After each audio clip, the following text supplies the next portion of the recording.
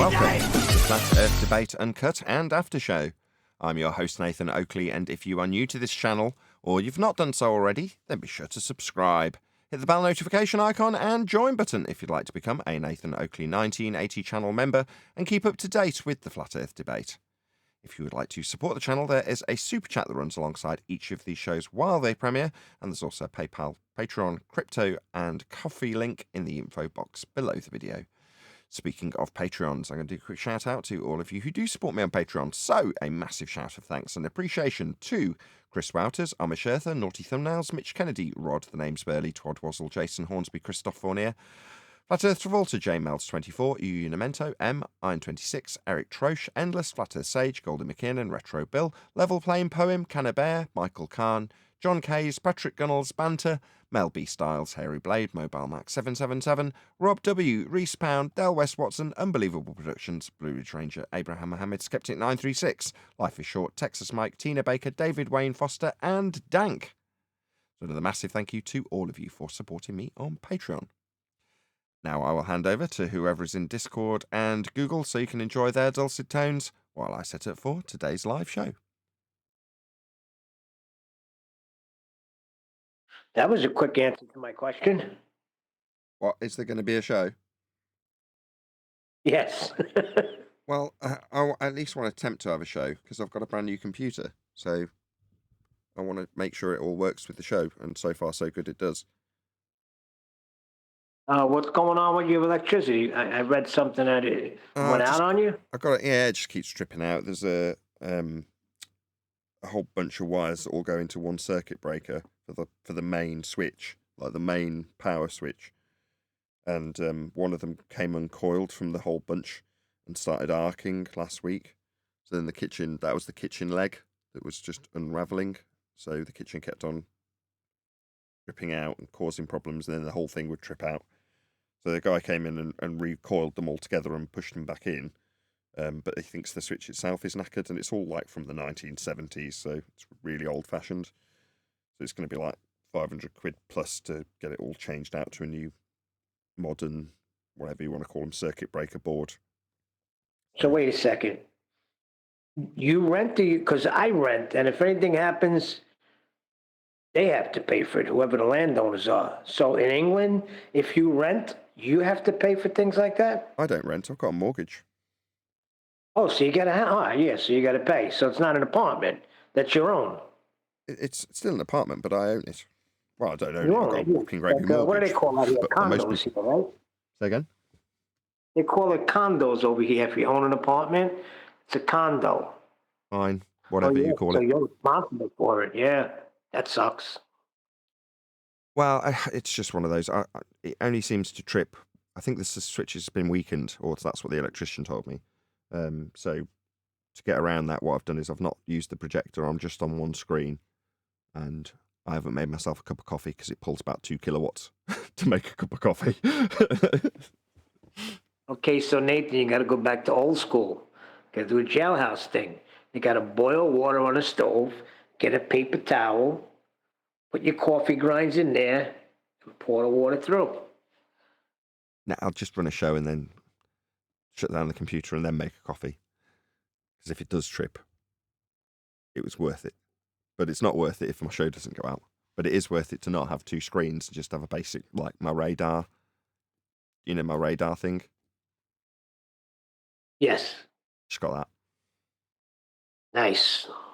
It works, doesn't it? I mean, it's effectively it becomes a podcast, but that's fine. Oh, wait, you can't even do that. You drink espresso as coffee, correct? Yeah. Yeah. See, I drink regular coffee. So with me, if I have to, I just do what I described. Yeah, and we it don't comes have out that here. fine. But you can't do that with espresso. We just don't have what you have, which is, what did you call it? Coffee? No, we don't have that here. Yeah, coffee. How do you say it? Coffee? What, like it's spelt? There's no OU in coffee, is there? Not coffee. Coughee.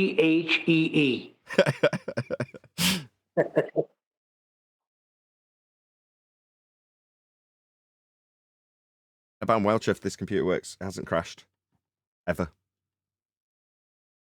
So it's been in And for you third were day. running a marathon, right? So you were using a new computer to do that? Well, day one of the original build, right? I got it in and it immediately sounded like a turbojet and overheated. Yeah, that was day one. So it was immediate faff. And then 16 months later, I'm still faffing with it. Well, now it's got a new motherboard and a new CPU and new RAM. And that's essentially a new computer because you don't actually need a graphics card. I do because I encode on it, but most people don't. That would be the sum total of their computer. So it's effectively a new computer. And like I say, from the moment it turned on in Craig Sharp, it's not crashed once. Yeah, I remember when you got that computer from day one, it was a nightmare. It was a nightmare before I even got it because there was a chip shortage on. Oh, really? Yeah, it was just after COVID, everything had shut down, so there was nothing being manufactured. So everything was in short supply. Therefore, everything went up vastly in price. So you ended up buying a £3,000 computer for £6,000.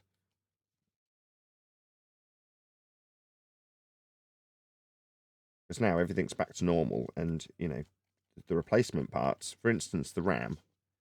Admittedly, I sold it at trade price, but it cost me 110 quid. It didn't actually cost me a dime. A very, very, very generous Patreon gave me all the money to do this. Anyway, what I handed over was 110 quid for the RAM. Well, the RAM that was in it originally from 16 months ago when it was new cost £600. Isn't that nuts? Why so much? Because you couldn't get it, and it was brand new technology at the time. So it was kind of, you had a short supply, new technology, people scalping it, buying what was left of it, and then putting the price up massively. So it just went Yeah, really, really expensive. so you're better off not jumping on the new technology right away, right? Wait about a year or something like that. It didn't used to be that way. It wouldn't really matter. New technology would be tested well and it would work. Whereas, it didn't. It probably would have worked really well in a normal PC case. And a couple of generations later, the CPU's a lot more efficient. So on 90 watts, it can do the same same amount of work as the old chip could do on 250 watts. So full tilt, balls to the wall, the old chip would be pulling 250 watts down. And then you can look on a bar graph how much work it'll do for that and see that the new one does the same amount of work at 90 watts. Well, that's precisely what I need. I need it to pull, I've set it, I can't remember what I set it. I think I set it to short term 135 watt, long term 150 watt. And I just thought I'll just guess that and just leave it at that and see how it gets on. If it gets a bit too hot, I'll turn it down. And if I've got a bit of headroom, I'll turn it up. Well, having used the case for a long time, I know the case quite well and know what it's capable of. So I just picked perfect, I've just picked right. So I haven't changed it. Done anything really. The only thing I did was lower the Windows minimum power draw to up it from 5 to 7%, and that was it. That's Yeah, but is it different when you're running a show or I don't you're know. using more whatever? I can only go once I've done the show. I'll tell you. I haven't done one yet. This is it. So I've only just set up, Oh, and this is it. So far, everything's just functioning as it did because the platform hasn't changed. So the computer itself, right? Although the chip is slightly more modern, the overall design architecture is the same as the old one. Same with the motherboard. They're pretty much the same. It's the same chipset. So yeah, okay, it's a slightly more refined product, but it's essentially the same. So there hasn't been any massive alterations to the computer, which is a massive bonus because even though it's got a new chip and motherboard, essentially a new computer, I haven't had to do anything really. I mean, I've got to install Windows again because it's saying, give me a little warning saying I need to activate Windows because it's a new computer. But other than that, it's still working. Windows is still functioning, just with a little watermark that says activate Windows. But that's the least of my concerns, right? If it all functions, and literally, I hadn't tested this. I hadn't had time over the weekend because of electricity problems.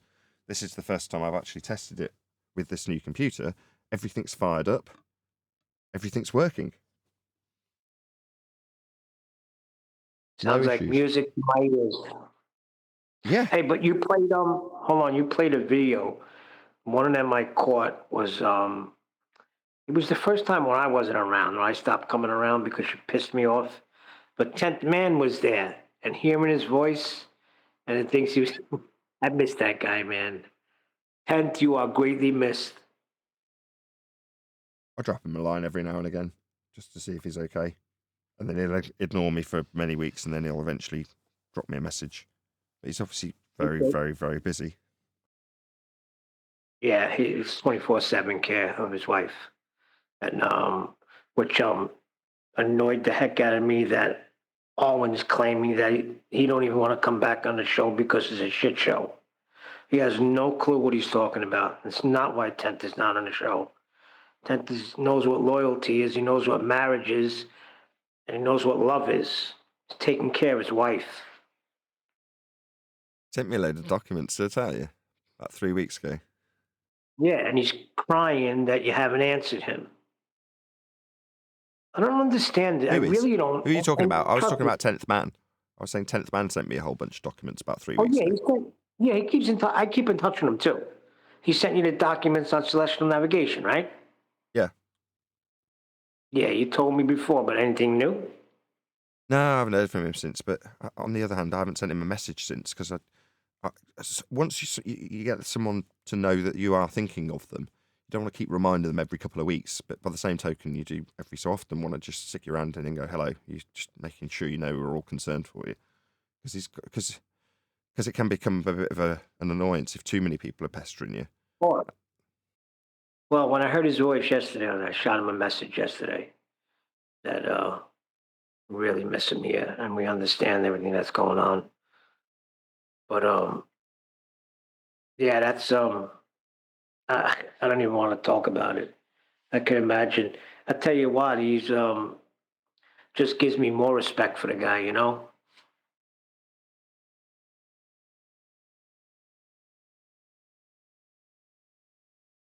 To check and see if the live streaming is working. No, I don't think it will. I'll wait till the last minute. I want to keep the power draw as low as possible to avoid tripping that switch. I feel computer wise, everything's going to go fine. Now, your electric, on the other hand, Yeah, that's a different issue. It's unrelated. So, but by the same token, I kind of don't want the new computer to go buzz because the power's tripped when it's working. You know, I want to shut it all down if that's going to happen. I mean, I don't know when it's going to happen, so that's not really possible. But you know what I mean? how the hell do you know? Well, you don't, but I've just kept it shut down. So over the weekend, for quite prolonged periods, I've had to just shut it off and go, okay, right, whatever. We've had the tumble dryer running, and now it's stripped the power. Fine, I'll turn the computer off and leave it off.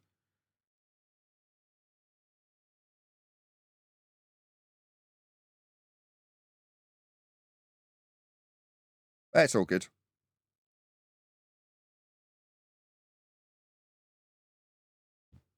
Had an airbag light come on my car today, or my wife's car, I should say, on the way to a home ed class. I got out, tested, dipped the oil, did the tyres, got in, turned the car on. I'm like, did I definitely check that dipstick? So I opened the bonnet again with the car running, just give it a little wiggle to make sure it was secure, and then slammed the bonnet. Then when I got back in the car, there was an airbag light on. I'm like, oh bloody hell!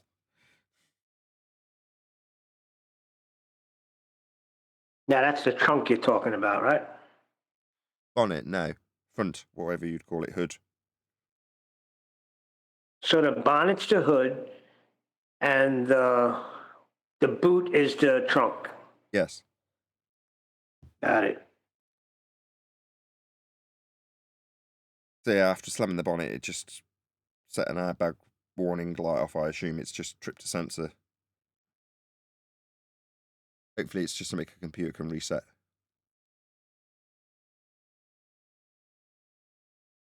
I've got a fairly sympathetic garage. I'll just plug in the computer and go, yeah, it's cleared. Off you go.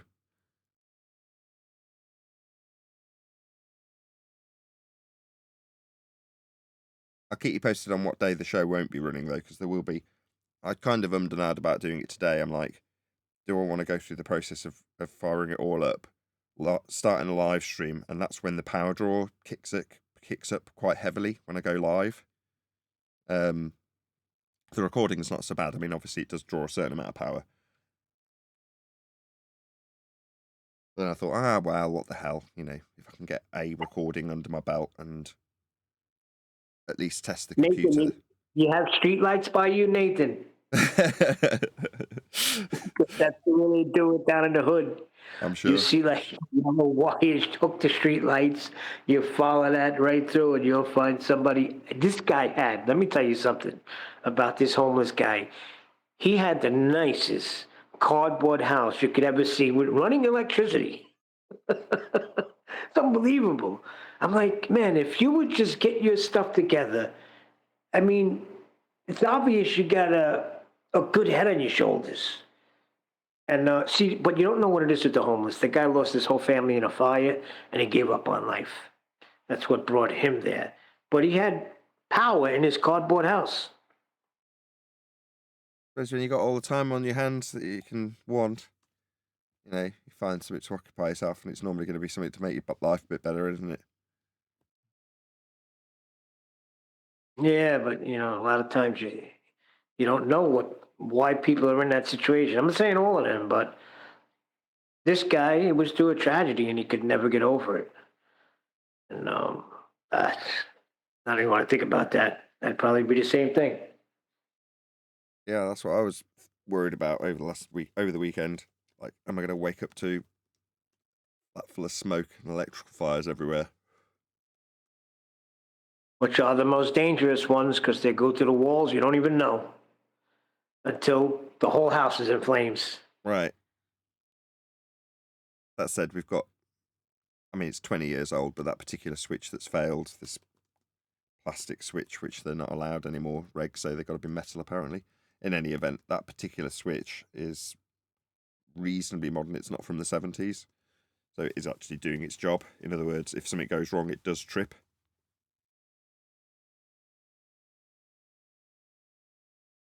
Which is good. Yeah, well, that's good. We get a warning. Well, at least I'd rather the stuff in the fridge all perished than the place burnt down, you know what I mean? I don't know. The stuff in the fridge is important. Of course not. Yeah, I've ordered a couple of new smoke detectors, just in case. I don't know what day is coming. I was hoping it'd come immediately, but I always do. If I want something doing, I want it done. Like, well, what do you mean? When do I want it doing? I'm on the phone with you now. Wow. So I tell you what this underhanded slime bag did to me? Go on. Are you recording? Yeah, always, Neil. It don't matter. So anyway, this guy, when I got in this place, my credit was no good. My wife's is fine, but mine was no good. So we got a friend of ours that I know for many years, supposedly a brother in Christ. He co-signed, right? So now we're thinking after a year of us paying the rent, we'll stand on our own. But that's not how they do it here. So they sent emails to all of us again, me, my wife, and this guy, Mike, that co-signed for me. He's also friends with my brother, John. This dude tells me, I said, look, Mike, if we got to do a whole new contract, they're still going to run my credit, and I'm not good. But you see that I didn't jerk you. I paid my rent on time for 15 months now. He tells me I'll do it under one condition. Your brother John has to move in with you. This guy out of his freaking mind. My brother's in his 40s. If he can't get his life together and support himself, I can't help him. First of all, I have no room for him. Second of all, it's a breach of contract. That's 5 people we're on a lease for, not 6, and they will find out. But yeah, this is the predicament he put me in. So him and my brother conspired this, and they think I'm going to run to them and say, oh, you got to do it, because now my brother John's saying, I had nothing to do with this. I told Mike I'm fine where I am. So, but I see the whole game plan. He thinks I'm going to come to him and say, you got to come because I can't afford to be put out of this apartment, but that's not happening. I'm going to see them today. Crazy stuff. Yeah, my brother's very large, but at some point you have to deal with your addiction, and if that's stopping you from moving forward, you have to deal with it, especially when you're over 500 pounds. You know what I'm saying? Wow. My heart breaks for him. It's my brother. He's my little brother. Not my big brother, but my little brother. But I can't help him. If I had a house, Nathan, it'd be a different story. If I had a house with a spare room and he could be on his own, not a problem. But that's not the case here. So Yeah, got that's the underhanded move done on me. a bunch of kids in the house. Well, they're grown. That's another thing. They can't mind it. He can't mind his own business. He's right in the freaking middle of my business all the time with my kids.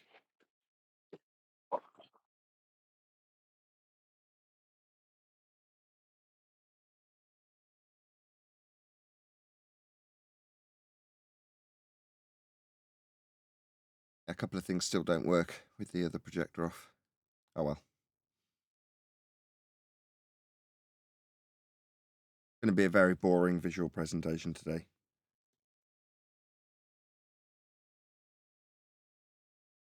Think people mind that? There's very little going on screen. I think people like to see the little, the stuff I can see. But if I just present my screen now, it looks a right old mess.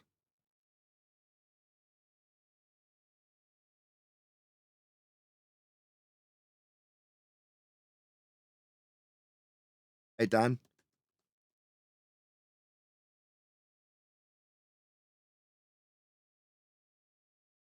People are starting to come into the Discord server now. Hey, Dan. Good morning, guys. Morning. How y'all doing? Did you call my name?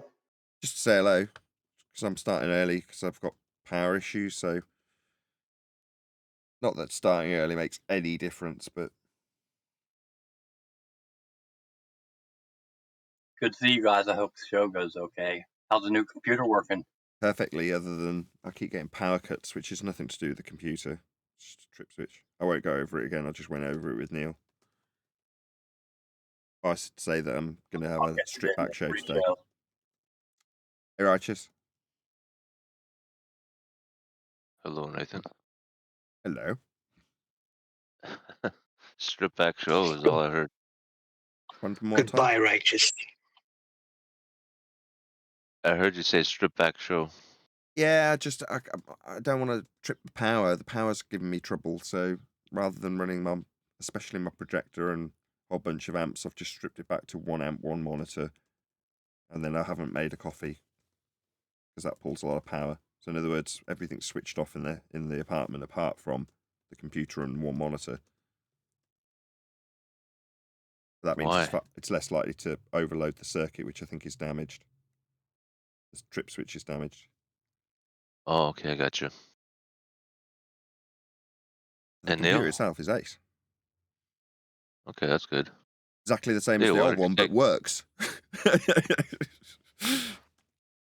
Right. Well, I haven't checked the Skype group yet to see what's all the hubbub about yet. I just got up. But Neil said goodbye. What are you talking about, Neil? What? Which Skype I'm group? still annoyed at you. Who are you talking to? Annoyed at me? Oh, I'll step back. Go ahead, Bloods. Italians hold grudges a long time. I don't think I said that. I don't say that at all, Neil. You must have got me confused. I said Italians hold grudges a long time. I come in the show the other day, and you said something to me, and you could have said it differently. Now, I think I voiced what I said, so I'll leave the anger alone, and I'll say, hello, Righteous, how are you? Okay. I don't know what his tone means. Does that mean you're going to wake up with a horse in your bed, or what? That was... I don't even know how you remember. Like, I don't even remember. I know I said something jokingly last week. No, but I you don't weren't remember what joking. that was. How is We're it not that you joking. remember it? We're I not wasn't joking. joking. Oh, I know You about you piping up. Yeah, I wasn't joking. You're right. You were joking about, well, just don't let Neil in when I went to G Plus. That was a joke. It was pretty funny, but I heard you. But the Yeah, other that one was a was not a joke. joke. That's why I said to Nathan, well, click us first because there's really nobody talking, so that could never happen again. Well, was I right or wrong with what I said? Yeah, but you right about what? I don't know. I don't know how Nathan. All I know is I'm clicked on, so I'm going to say hello. And I thought you were talking Yeah, but about that thing that happened. Whatever. I can't remember it now. Hold on. Yeah, you came in and immediately started talking, even though there was a discussion going on in Discord, and Righteous took umbrage. Why wouldn't he? And then you were like, I No, need but I special thought that. treatment, let me in first. Wait. I remember. No, I thought the discussion was about Eddie Bravo. Because she said something about, did you contact him? That's the only thing I heard when I came in. So I came in on Eddie Bravo. But it wasn't, you just weren't talking about Eddie Bravo. But it could very easily have been mistaken like I did. Because whoever made a comment, it sounded like you were talking about the email or the text Nathan got. So Hey, that's Mish. it. How you doing? well, Neil, as an Italian, you should understand, right? You know, it was just business. I have to look out at the Discord, and I have to make sure everything's running good in Discord, right? Well, I like So that, it's right? nothing Just personal. nothing personal, It's strictly nothing. business. Yeah, strictly business. I like you, Neil. Okay. Yeah, I don't like you, but that's besides the point. Oh, well, it's not gonna stop me not liking you. How's that sound? I'm only kidding, Righteous. You drive me crazy sometimes with your freaking what's that thing you said that time, the firmament and stuff like that. But all in all, you're a good guy. Oh, it's all about that. Oh, jeez. uh, I don't even think you watch my videos. You're just arguing before you even heard the matter, then, I aren't you? I watched them. I watched them. Don't actually remember them now. But let me tell you something. I have worse Yeah, go on. issues. My son is driving me crazy. Oh my god! I don't know what. They're not even flat Earth anymore. Now he doesn't believe that there was a universal flood.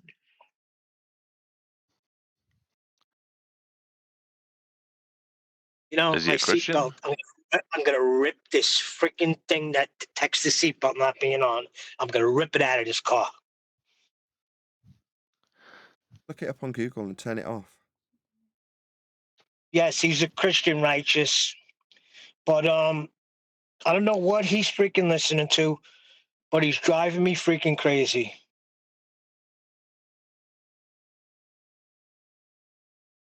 Now I'm off the freaking show. No, you're not. Yeah, I don't know what he's listening to, but he's driving me nuts. We've got a video we're going to cover today. Good morning, gentlemen. How's everybody doing? Good, thank you, Mush. How are you? Morning, Eddie. All right, all right. How's the computer, Nathan? Doing good? Exactly the same as the old one, Brian? just doesn't crash continually. All right, in other words, working, right? Working, that's the word I would use. That's all I want to hear, man. So you looking for a video to review? Yeah. It's going to be All right, audio man. only, so if it's a very visual video that you've got in mind, I can detect that you No, may have.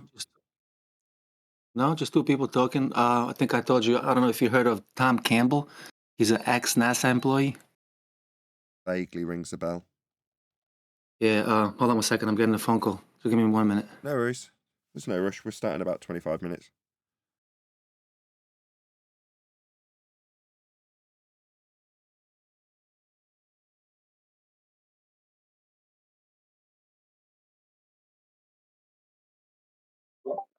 All right. Yeah, I got a couple of clips. Just give me a couple of minutes and I'll shoot them over to Skype. Thank you very much. Awesome. Yeah, the other thing, right? Just let me give you another quick one. The rapture, well, that's I can understand that, but the not being a universal flood, it just don't make sense to me why he would even go down that. I mean, that's ridiculous. But I think I know why. Because he's a glober. Okay. Universal So flood how does doesn't he? make any sense in a globe. So how does he explain what the Bible says then? He claims if you read the original language, a lot of stuff we talk about, like it's what do they call it? Analogy and things like that. He's not taking certain things literal. And he throws at me, well, Jesus said, eat my blood and eat my body and drink my blood. So is he literally saying that? He drives me crazy. And Yeah, but in I that can't. instance, I don't have the time in for it. in that instance, Jesus explains, right? You see, if it's Yes, like Paula says, just if the Bible doesn't say it's an analogy or whatever like that, then don't treat it like that, and vice versa, right? Like the Bible makes it clear which is which. You can't decide for yourself which is which, because if you do, then it's basically your word, right? righteous. I destroyed him immediately yesterday concerning the rapture. He doesn't think anything like that's going to happen. So I said, Jacob, then why did the apostle Paul address a certain church that was sitting there waiting for the Lord to come back and stop working and stop doing everything? They literally stopped everything and were waiting for the Lord. I could show you at least 25 passages that'll back up what I'm saying. Well, that's another subject, but are you talking about Second Thessalonians too? Yeah, just for one of them that just came to the top of my head because we had dinner, and that just came off the top of my head. You know what it is, Excellent. So though, is that what I because have to he do? has an Is influence. that what is that What's what I that? have to do to win you back? Make a video series on the pre-wrath or pre-tribulation rapture, and then you're in a good then?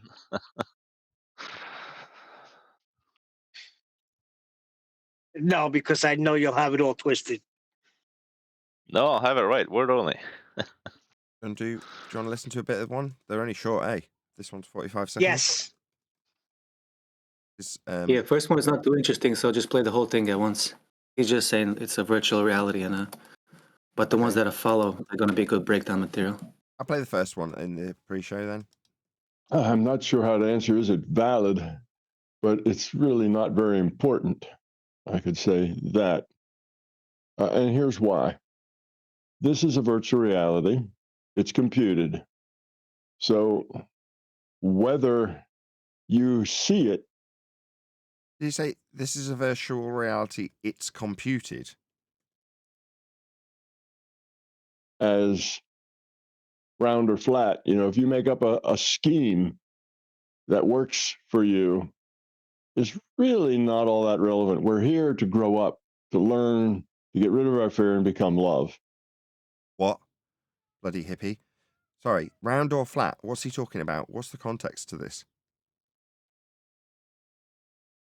You know? Yeah, there was a question from the audience, I guess. Why is it important? Why is it important round or flat meaning flat earth or globe earth? Mm-hmm. And he's saying we live in a simulation and Virtual we just need reality. to be grown-ups and experience love. That's his response. That's Round or it. flat don't matter. Yep. So I called this 10 years ago.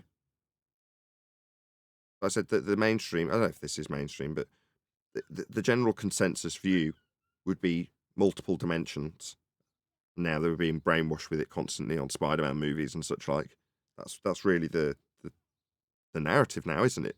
So that they can alter what is essentially a measured flat Earth, lied about being a globe, back into it don't matter, we're in a parallel universe. Therefore, no one's at fault here. Yes, we used to think it was a globe, but that was because that was the parallel universe we used to live in. Mandela effect's the same. And if you can learn to let go of your fear and become love in a flat world or a round world, just the same, then it really doesn't make any difference how you. It doesn't make any difference other than you've been lied to for the vast majority of your life about it being a spherical world in a sky vacuum to keep you under control. But now what? Now what? You figured it out, suddenly it doesn't matter? Oh, it absolutely does. Ah, okay. Well, that'll get us into the swing of it, at least. We'll do the rest, the other two, which I presume are a bit longer, right? We'll do the other two in the live show. That was Tom Campbell. The coordinate the sun. That one queued up. Julio.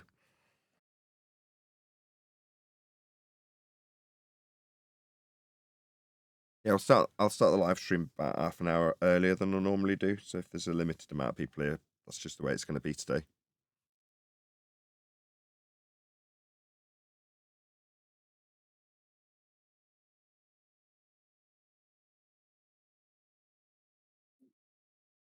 But for the now, we'll get you all warmed up, hopefully. Lots has arrived. Hey, Peaceful and Jean and Flatbed. Is it Flatbread? Flatbread Chris. Hello to you all. Hi. Hey, Jean. Hello, Brian. Hello, John. Yo. How is it all going? Hello. On. Sorry, Nathan. Oh, good morning, G+. I've got a pretty serious caffeine addiction, and having faulty mains means that I've not made coffee. So I'm not quite sure how the show's going to go today. That's what I was going to ask you. How are you going to do the show without having a cup of coffee in I you? don't know. I'm already Gotta twitching. have a coffee. Shut up, I've already me, if you shut got it down. symptoms of withdrawal. It's only been about 3 hours. No, I told him what he has to do to make his COUGHEE. Coffee. Yep, It's not an addiction, man. It's a necessity. exactly. You hit it right in the head. Do you know, sometimes I'll be moving, I'm like, holy shoot, that's why I'm not moving right today. I didn't have my coffee. Nathan, have you any videos to respond to today? We've just figured one out, but if you've got another one, there's 2 more clips that are about a minute long that we're going to cover in the live show in about 15 minutes. So I'm starting early just in case I have any issues. Again, I'll There's more than disclaim two. it makes no difference me starting early to whether or not my trip's ritual trip, but there we go. That's what I've deluded myself into thinking. Get it done quicker. There's more than two, Nathan. Like driving faster. I'm running out of fuel. Let's go quicker. We'll get to the petrol station sooner. Well, there was one in Master B. There's a couple in Master B, but there's one where it's this nuclear physicist who's trying to say that he's attacking some flat earther who's making some video. The flat earther is kind of like making this kind of showing how the sun doesn't work with a flat or with a globe out kind of stuff. That part is not important. It's the fact that this guy is a nuclear physicist. And whatever it is about ballers. I don't know what it is. But now this guy is not a bad guy. You can see my comment there, right? I gave him a break because he seems to be brand new to the topic. But whatever it is about ballers, if one of them is a dentist, that means they know how to do brain surgery. Do you ever know what's that about them? Like they have, it's like a mechanic. It's like someone who's a mechanic trying to tell you how to, trying to tell you how, I don't know. How to lay floors. So, yeah, it's like you don't do it, yet because you're a mechanic, you're an expert at this other thing as well. It's that ridiculous. It's as ridiculous as a mechanic trying to tell you about brain surgery because he's a mechanic. Whatever it is about the ballers, they get a degree in something and they think they're an expert in everything else because they have that degree. It's this appeal to authority or an appeal to education. No, it is appeal to authority fallacy because someone got it wrong in my comments yesterday. They were like, if I just go and get an expert that shuts down your argument, will you just claim appeal to authority? I'm like, no. If the expert is an expert in that field, then that's an expert in that field. Now we can take apart the expert's arguments, but that's not an appeal to authority fallacy. The appeal to authority fallacy is what you've just described. You go and get a dentist's degree, and then someone says, oh, well, I've got a bit of a headache. Well, let me open up your skull. I've done a dentist's degree. I've got a doctorate in dentistry. Well, it's like, no. You suggesting that, no, it's the third party. So your third party says, well, I'm going to get Bob to do it. Why? Well, he knows about dentistry, and therefore he must know about brain surgery. Well, he's an authority. He's educated in something. Therefore, he's an authority in everything. And the thing I'm appealing to him is brain surgery, even though that's not his specialist field. That would be an appeal to authority fallacy. But the best example, that was too complicated. Let me to break this down. The best example ever was in Billy Madison. So he's an older student, and he's with a load of kids, and the professor's talking about the medulla oblongata in a crocodile, and he says it's the reason they've got very high aggression, and he's explaining it to the kids, and then Billy Madison stands up and says, my mama said that the reason that crocodiles are so angry is because they've got all those teeth and no toothbrush. Yeah? And obviously the professor condemns the mother, but that is a stereotypical or archetypical, whatever the word is, atypical example of a appeal to authority fallacy, which is to say the person in authority in this example, the mother, doesn't know anything about crocodiles, but the son appeals to the mother because the mother is the authority to him, not to that subject matter. There we go. So would that fit what Michael Kahn did with the Mandela when he showed it to his mom, and his mom sees it, and he tells me, Neil, my mom even sees it? Or does that not stand? No, that would be an appeal to authority. If you're saying, I've shown this idea to my mother and she agrees, well, okay. That's an appeal to authority fallacy, yes. Sorry, Michael, if you're listening. But the thing is that whatever, like for years and years and years, how many times have we seen videos where somebody is got a degree in something, and they suddenly think that they know everything about everything else? There was a guy on Flat Sides I listened to. Was it last night or the night before? I was listening to some of Flat Sides. Teachers. Often bet is a teacher. Is he a teacher? No, this guy is an electrical engineer. He's got his degree in electrical engineering, this guy, right? But he wanted to come in and start telling Flatside about, first of all, about orbits and how Flatside was wrong to say that they required a horizontal plane of reference when it wasn't Flatside's claim. It was NASA, but Flatside. I won't go into how Flatside handled it. It wouldn't be the way I do it. But the thing did he is handle it well? That is the most important bit. Did he handle it well? Did he show him where NASA needs a... I can never remember the bloody name of it. I went into a big gravity debate talk and a talk about mass and all this sort of... And the Flatside's having them back on for a conversation. The point being is that, now, I know from listening to the guy, he didn't know... It's like his information was straight off of Wikipedia. He didn't know what he was talking about when it came to gravity and things to do with the orbits issue. But he's now going into gravity. He didn't know what he was talking about, yet he was bringing things in that you would just get straight off of Wikipedia, that some baller just put up on Wikipedia thinking it's correct, talking about a force of gravity and how gravity acts as a force and it's claimed to act as a force, and there's all this nonsense that doesn't happen. And all these things had nothing to do with electrical engineering. But because he had a degree, which was what he started with, and then claimed it was in electrical engineering a little bit later or a little bit after, shortly after, he must have it in his head that means he knows everything else. And it was obvious that his information was completely wrong. Not quite. I'm not going to say no because that'll annoy you. Just not quite. So it's the impression of a stereotypical flat earther being stupid. Ergo, he has an education, not specific to the subject matter, but an education. And in the mind's eye of someone who's been through the education system, that puts you at a certain stature societally. Now, where is his societal stature? Above us. Therefore, he's perfectly in a reasonable position, being better educated than anybody on Flatside Show as far as he is concerned, to come along from a position of authority and tell them what's what. The fact that his specialist field isn't the specialist field they're debating is irrelevant because he has a higher stature in terms of intelligence quota as far as he is concerned, because he is what degree educated, therefore I'm smarter than you. That's what he thinks. That's why he's come in. But this is what I'm getting to. What you're saying there is what I'm getting to. In his head, that meant that anything he said about gravity must be correct because he has a degree in electrical engineering. Do you know what I mean? I don't think it's Like, that. It's not that black and white. But yes, I see what you're saying because he's if educated. you listen to it is. Like, if you heard it, No, well, listen to it.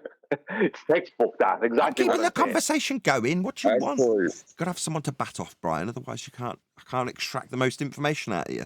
I did watch Flat Swords yesterday. I'm surprised I didn't catch this because I thought I watched it. I know exactly what Brian's talking about.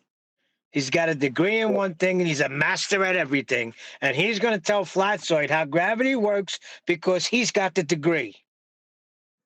Well, with I noticed with ballers is if they got the degree, everything you say is wrong. It's not necessarily what they say is right. It's everything you say is wrong. I agree with that. Yeah, because the worst part about it is they actually pre-assume that the flat earther doesn't have an education. Like, I guarantee you, John, that you could speak to random ballers who doesn't know some random baller doesn't know who you are, and they might have an education. Because you're a flat earther, they will pre-assume you don't have any education. I've heard it last happening with Adam several times live, where someone pre-assumed Adam didn't have an education, and then they found out he was a pharmacist, but they didn't know how to deal with it. Brian, Well, my son, he knows. Go ahead. By the same, hold on, by the same standard, it shouldn't matter either way. So it's weird that you say he didn't know how to handle it when he found out that Adam was educated and in a position of authority and literally dealing out pharmaceuticals. It's like, well, okay, so now, but that's very telling because for that type of person to go, oh no, you are on the same intellectual quota and stature as me. How can I possibly appeal to my own authority in this regard? That's irrelevant, my friend. Doesn't matter that he's educated as a pharmacist. Do you think it matters to any of us when we find something Adam says objectionable? Which ain't very often, let's be honest. But on the rare occasion that it does happen, would anybody go, I wonder if I should challenge Adam, he's a pharmacist? No. It makes no difference. In their world, it does, though. In Adam's world, it doesn't. In our world, it doesn't. In their world, it does. John has an education. Exactly. That's your point, isn't it? My son knows fully well that everybody here is educated and he still calls us stupid flat earthers. That's a fear thing. They're in great pain and fear. Yeah, it's a challenge to their own intellectual superiority. That's what Brian's driving at. That's exactly Brian's point. Yeah, they're scared. Well, they're I've seen them. Go on, John. Yeah, I've seen them call me a liar because they can't deal with my education if I bring it up, which I rarely fucking do. Sorry, but I remember when we trimmed out a clip about that. Do you remember? iTunes? No, about John. It was about 3 years ago. Do you not remember?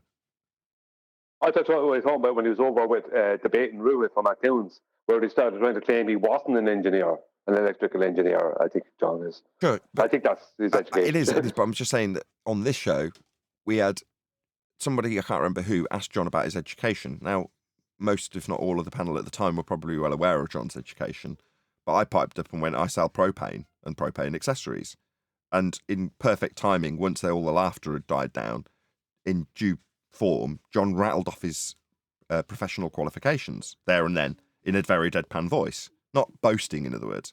And it was just a perfect little trimmed out clip because we'll give the audience the impression that, yeah, okay, you can just listen to someone's accent and decide how clever they are, which is outrageous. But nevertheless, that's what I'd leaned in on so that I knew full well he would disclaim his qualifications thereafter. And it made a really good clip because it's sort of, it's both good comedy and it's very telling to a flat earther and shocking to a ball earther because they're getting what they expect. It's like any good joke. You build it up for something you're expecting and then pull the rug from underneath you as you deliver the punchline. Well, the punchline in this case is, no, I'm not stupid. In this case, John. Not that we would ever assume he was, but that's how we rag on each other as friends, right? We will poke fun where there's an inference that you will be seen to be stupid because you're a flat earther, but we're all in the same flat earth boat and none of us are stupid. We've all got our strengths and weaknesses, though. Sorry, John, I've completely stolen your thunder from talking about Toon. I do remember that. I Well, I sell remember- propane. Well, I remember John being over debating Ruhif, and they started trying to claim that he wasn't really an engineer. Like, why did they need to even do that? What has him being an engineer got to do with whether what he was saying was correct or incorrect? Hold on, Personal Brian. attack. You know why? That's just a Character means of personal attack. assassination. They did it to Chris Monk. So he was an engineer, and they were like, no, you're a welder. Yeah, it's the belittling of what your education is. I give you an example of it, right?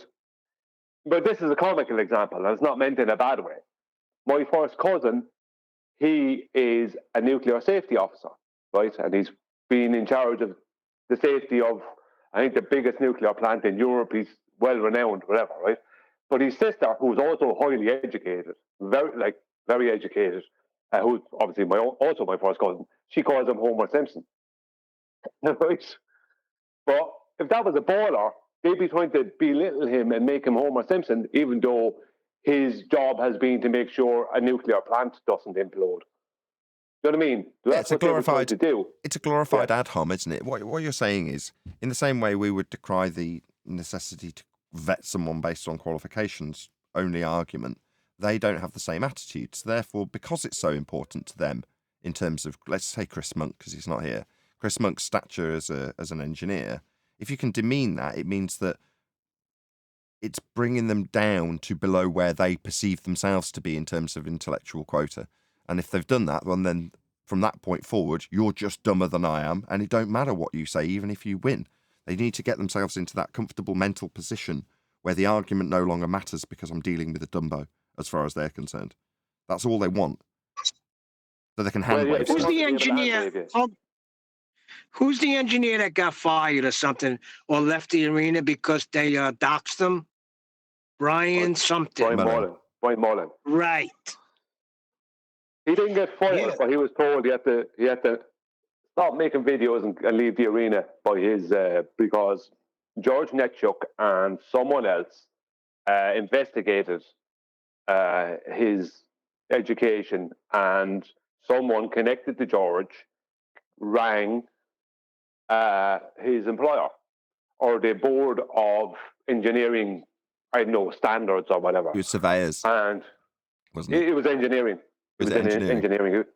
Yeah. So there was an American board of standards, engineering standards board or something like that. And he was told that he had to stop making YouTube videos and he had to basically not be involved in the arena anymore. That was way back in 2016. He was only here a few months. Let me ask you a question. Has anyone ever had the desire to look up any one of these ballers? Because it's quite telling that they're so afraid that they have to start looking into people's credentials and then having them stopped because the pain is too great for them. Well, look, there's nasty people on both sides, I'd say. Now, I'd say there's more nasty people on the ball side than there is on the flat earth side. But there is nasty people on both sides. But I was talking about just us. The most, well, yeah, okay, just us. No, then, maybe. nobody here has any desire. I do not care, and I assume most people on the panel do not care who any of the people who oppose us are, personally. None of us care. Good morning. Hello. We're missing Good morning. someone. Good morning. Did someone drop from G Plus during the intro? Well, what do you got? You got me, Refracted, and Brian. Oh, well, that'll just have to do, I guess. Ragtag bunch that you are. I'm very pleased you're all here. Hello, everyone in Discord. Hello. Good morning. Good morning. Hey, Nathan, Hi, there's Nathan. more than two video clips. I've got a whole bunch in of the them. Skype. I don't We're know going if to you go can through see these them. Tom Campbell Oh, ones okay. like in the pre-show, right? I've got them all ready to go. It- There's a Yes, whole bunch sir. of them, right? Yep. Okay, so we'll do a couple of housekeeping questions, then we're going to go on to Tom Campbell. So Mighty Mush has very kindly trimmed out lots and lots of clips so we can go through them. Unfortunately today, I'm having some electrical issues in this apartment, which is to say that if I draw lots of power, the trip switch, which is worn out, is just tripping. So as a byproduct of that, I'm only running the show on one screen.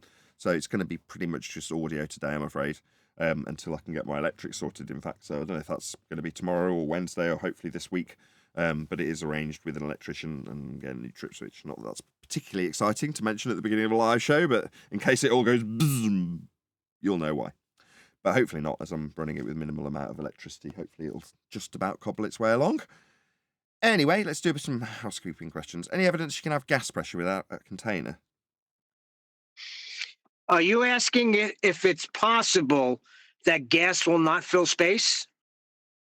Yeah. Again, over the last few weeks, people have been saying or suggesting that we should perhaps refine the questions. So I've given it a bit of thought over the old shower or two, thinking about, well, how could they be refined? And in discussion with Craig, the computer guy, it's highlighting the fact that they're self-contained. They kind of have their own answer within the question, but it's still a valid question to be asking, given that there's a paradigm that defies the question which is self-answering. So there is a lot of refinement that's gone into each of these housekeeping questions, and asking if you can have gas pressure violate the second law of thermodynamics, which is what we are asking in essence, is to affirm that you have a belief in a sky vacuum that violates the second law of thermodynamics, which people do. They believe the sky is a vacuum. Very appropriate that we ask. It may get refined, and if it does, someone will be arguing the toss about how, and it will stick. But for now, is there any evidence that we have a sky vacuum above our head in violation of natural law, aka any evidence we have gas pressure without the necessary antecedent of a container to press upon? Well, My is son there does any- say that the universe is the container. That would mean that the Right, gas well, that Earth is gas producing would have to does fill the whole entirety of the system that they describe in the heliocentric model as the universe. That's absurd. We're a tiny little dot in that system. Now, I'm not suggesting this is the case, but that is their belief, based on a flat Earth measurement of a angle to Polaris to give them a radial value to put us as a sphere shape in a sky vacuum. To say that the entire universe is a container is to suggest that the Earth is the arbiter of filling every single square inch of space, in inverted commas, with gas, so that we can have pressure here. That's absurd. Well, Right. If I they know. Point out. just want to say, if they say that the universe is the container, then gas would fill that space. Yeah, it is that That's the simple, isn't it? response. We'd be dead. Well, Yeah, so they would. Go ahead, Brian. I'm sorry, I forgot you were there. Right, it's John. I cut him Yeah. off. Sorry, John.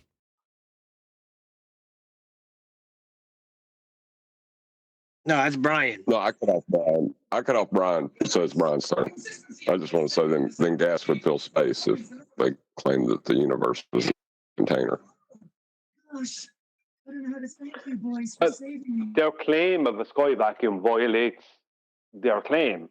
Their claim violates itself, because a vacuum is only, what is a vacuum? In reality, what is a vacuum? It's an area of low pressure. That's what it is. There's no such thing in reality, only theoretically, there's no such thing in reality as a zero vacuum, which is a perfect vacuum. It doesn't exist in reality. It violates natural law. So what you do, so the only thing that we can garner in reality is a low pressure system, right? And that requires a physical, tangible container. And to get low pressure, you need pressure to begin with. So if you want to make a vacuum, you've got to remove the already existing air pressure, or gradiate the pressure in some way where you will have some form of a vacuum at the top of that gradient. But that requires a physical container. It isn't possible to have a vacuum without a container. They're claiming to have air, gas pressure, temperature, and vacuum without a container. Their whole paradigm is in violation of the first, second, and third law of thermodynamics, not just the second one, because of what they're claiming. So it's not possible to have a low pressure system without having pressure. You can't have that. And to have pressure and the low pressure system and temperature or anything else, you need physical, tangible containment. Now, there is no demonstration that I'm aware of that can prove otherwise. A quick question for you, Brian, if you wouldn't mind. I understand why things weigh more in a vacuum. But I was speaking to someone recently, and they said how a scuba diving tank, an air tank, will weigh more with air in and weigh less without air in. So that kind of implies that gas does have weight. So I just wonder if you could help me out with that. No. What has been weighed on the scales is the downward force that the gas is imparting on the inside in the container. So if you add, and you have to remember, in a scuba diving tank, there's going to be a high pressure, a high density of gas, a high concentration of gas. So the more gas you place into that container, right, the more the number on the scales will go up. Now, if you take a heater, a hair dryer, and heat that container, the number on the scales will rise even more. If you cool the container, the number on the scales will go down. What are you changing? You're changing the pressure.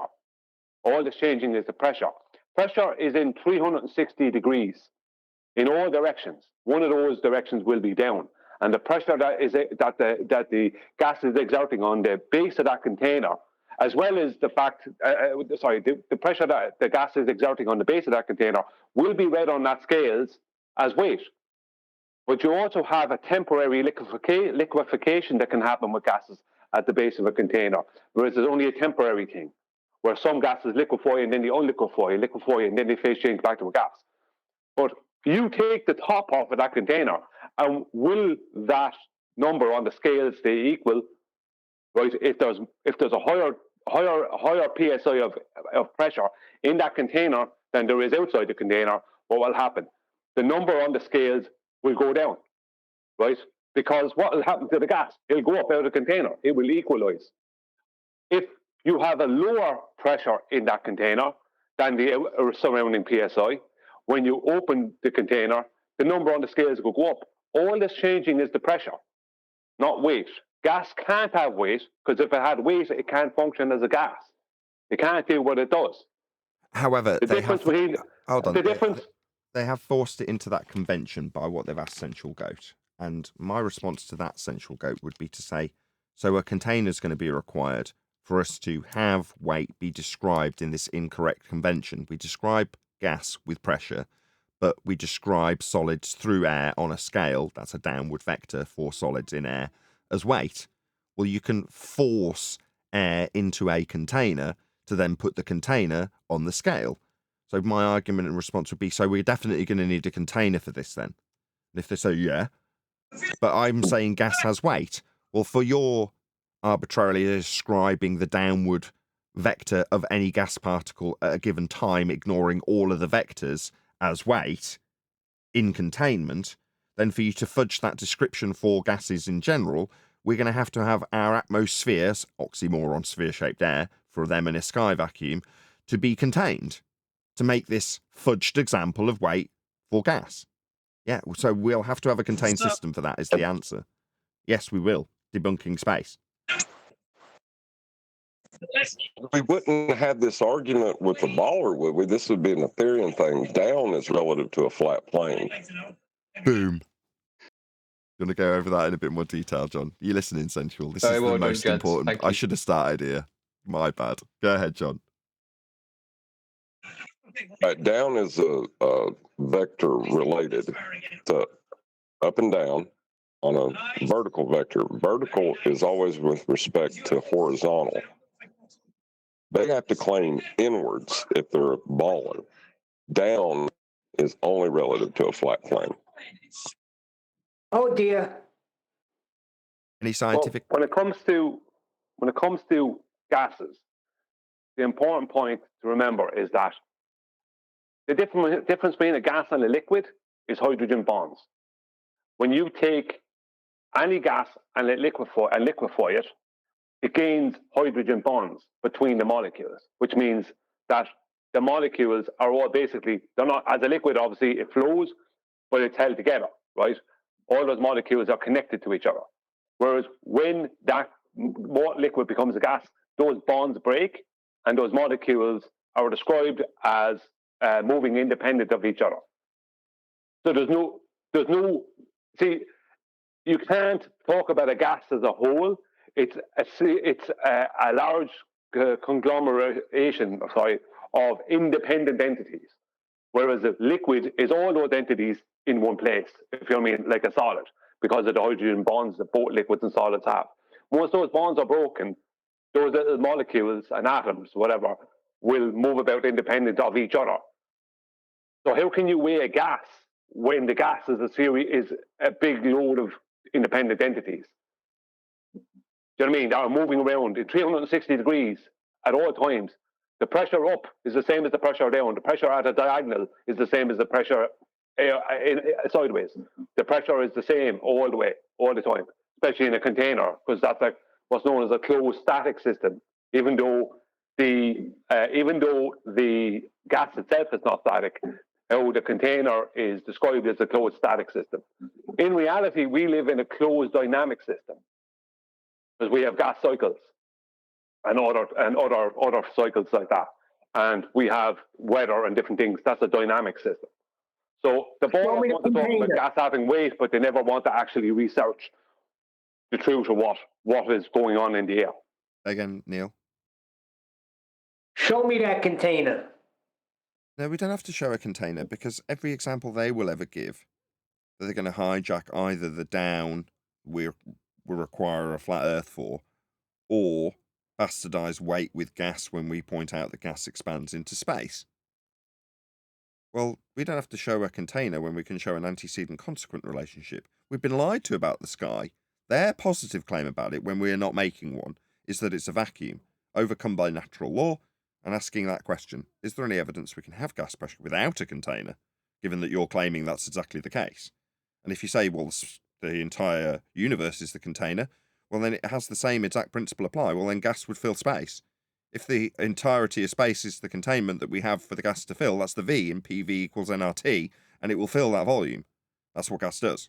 We'd all be dead in the same scenario. Ergo, it's their positive claim they have to defend. We aren't making a positive claim about what the sky is, beyond the fact that we must have containment to be breathing. That's a fact. Well, let me just throw out in something. Why did they claim gas is weight? Why did they feel the need to claim this? Gas go down, go boom, boom. To say gas go down, that's going to be my next question. I asked it halfway through your last response, which is say any scientific evidence of gravity. I'm going somewhere. Sorry. Yeah, just 1 second. They claim that because they need to claim that a force of gravity is attracting and holding that gas to the surface of their globe, right? But this is the problem.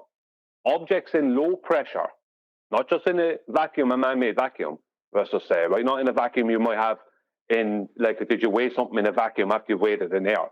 At low pressure, which also means high altitudes, weigh more. Contrary to popular belief, that is incorrect. Objects weigh more at high altitudes because there's less air, so less buoyancy. So objects weigh more. So it doesn't matter what they say, because if objects weigh more at high altitudes, then a force of gravity doesn't exist, because within their paradigm and within their claims concerning a force of gravity, objects must weigh less at high altitudes because there's less, the force of gravity is less at the further away from the center of mass that the object will get. But in reality, objects are proven to weigh more in low pressure. That includes high altitudes. Cool. I think we've incorporated enough of gravity for it to not be a continuation in a housekeeping question, although I did drop it in there. Go ahead, John, and then I'll do a call to action for the audience when we cover this video. Oh, yeah. And Newtonian gravity is dependent upon an inertial plane, not a globe. Perfect.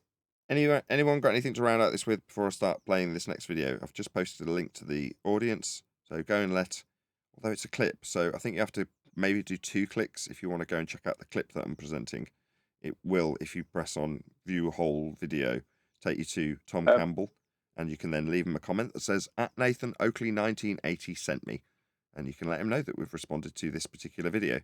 Now, we did cover a little bit of it in the pre-show. No one's interrupted me to say they want to continue on with that conversation we're having. So we're I was going to just make one final point about it. Yeah. What I just said there is that due to there being less air at high altitudes, there is less buoyancy, so objects weigh more, right? More buoyancy, less weight, less buoyancy, more weight. The ballers will then try and claim buoyancy is caused by a force of gravity. I'm going to dispel all that nonsense very soon with evidence. In a ball busters, I'm doing a presentation. But buoyancy is Archimedes' principle. 900 years prior to Isaac Newton. Isaac Newton made no claims about buoyancy whatsoever. All these claims about buoyancy being caused by a force of gravity giving weight, so weight causes buoyancy, when it's the opposite way around. Weight is only an apparent effect of buoyancy. All these claims are from people who aren't Archimedes and aren't Isaac Newton or Albert Einstein. They're all bozos who are just making stuff up. That's all they are. Thank you. Cool. Okay, so this is, as I say, Tom Campbell, and it's in a video that I think is called Answers Your Questions, or Tom Campbell Answers Your Questions. As I say, we covered a little bit in the pre-show. If you remember, check it out after the live stream ends and the recording ends. But we're going to get straight into it. As I say, if you want to go and let him know, at Nathan Oakley 1980 sent me, I will put a proper link to him once I've played this video so I don't lose this clip. But we'll start with that, and then I'll put a proper link to his video so you can direct your attention, and I'll do the call to action again. According to the sun, suddenly the mathematics describing all the various orbits gets simple. And a very simple concept can explain them, the concept of gravitation. What? Your orbits came from a flat Earth measurement in the first instance, and you think that gravity explains orbital motion in a simplistic way? Oh, right, this will be an interesting fourth-dimensional pseudo-Riemannian adaptation by Tom, I'm sure. Okay, so now you have a simple... Was that it? Was you saying that it was simple, the explanation, Tom? Because you now said now you've had a simple explanation, have we? No, definitely not. Newtonian gravitation, which says that all masses attract each other. Well, so what about gas? We just spent the last 10 minutes discussing how gases don't do that. Gases expand in all directions. They're definitely not attracted to each other. They have mass in that vernacular. And they do that according to... It's a constant, they're proportional to a constant. He's looking around as it's a shame we can't put the visuals on screen at the moment, but he's sort of looking around and fathoming out where his next words are going to come from. Because what? This concept of mass attracting masses come from what? A notion, an idea, or a demonstration? Because it definitely isn't the case. Sometimes m1 times m2 over r squared being the distance between the centers. So that's the formula for it. And with that simple little formula, you can apply it to Earth if you've got a flat Earth radial value measurement, which is how you'll do it for Earth. Describe the motions of all these things. Otherwise, there was no simple... What things? What things are we describing the motions of, pray tell? Just being very vague and wishy-washy there, Tom, with your descriptions. Go on, whoever's in Discord, G+. Yeah, just saying that would be a description of the movement of the heavenly bodies around the globe. That's what he just talked about there, is not a force of attraction between the masses, as they call them. What he just described is not that. It's about the movement of one mass around the other in relation to the center of both masses. Mass, I know, but it's a shape of word, but I'm using his vernacular, or the vernacular they're using. The force element came in afterwards, after Newton. Go on, John.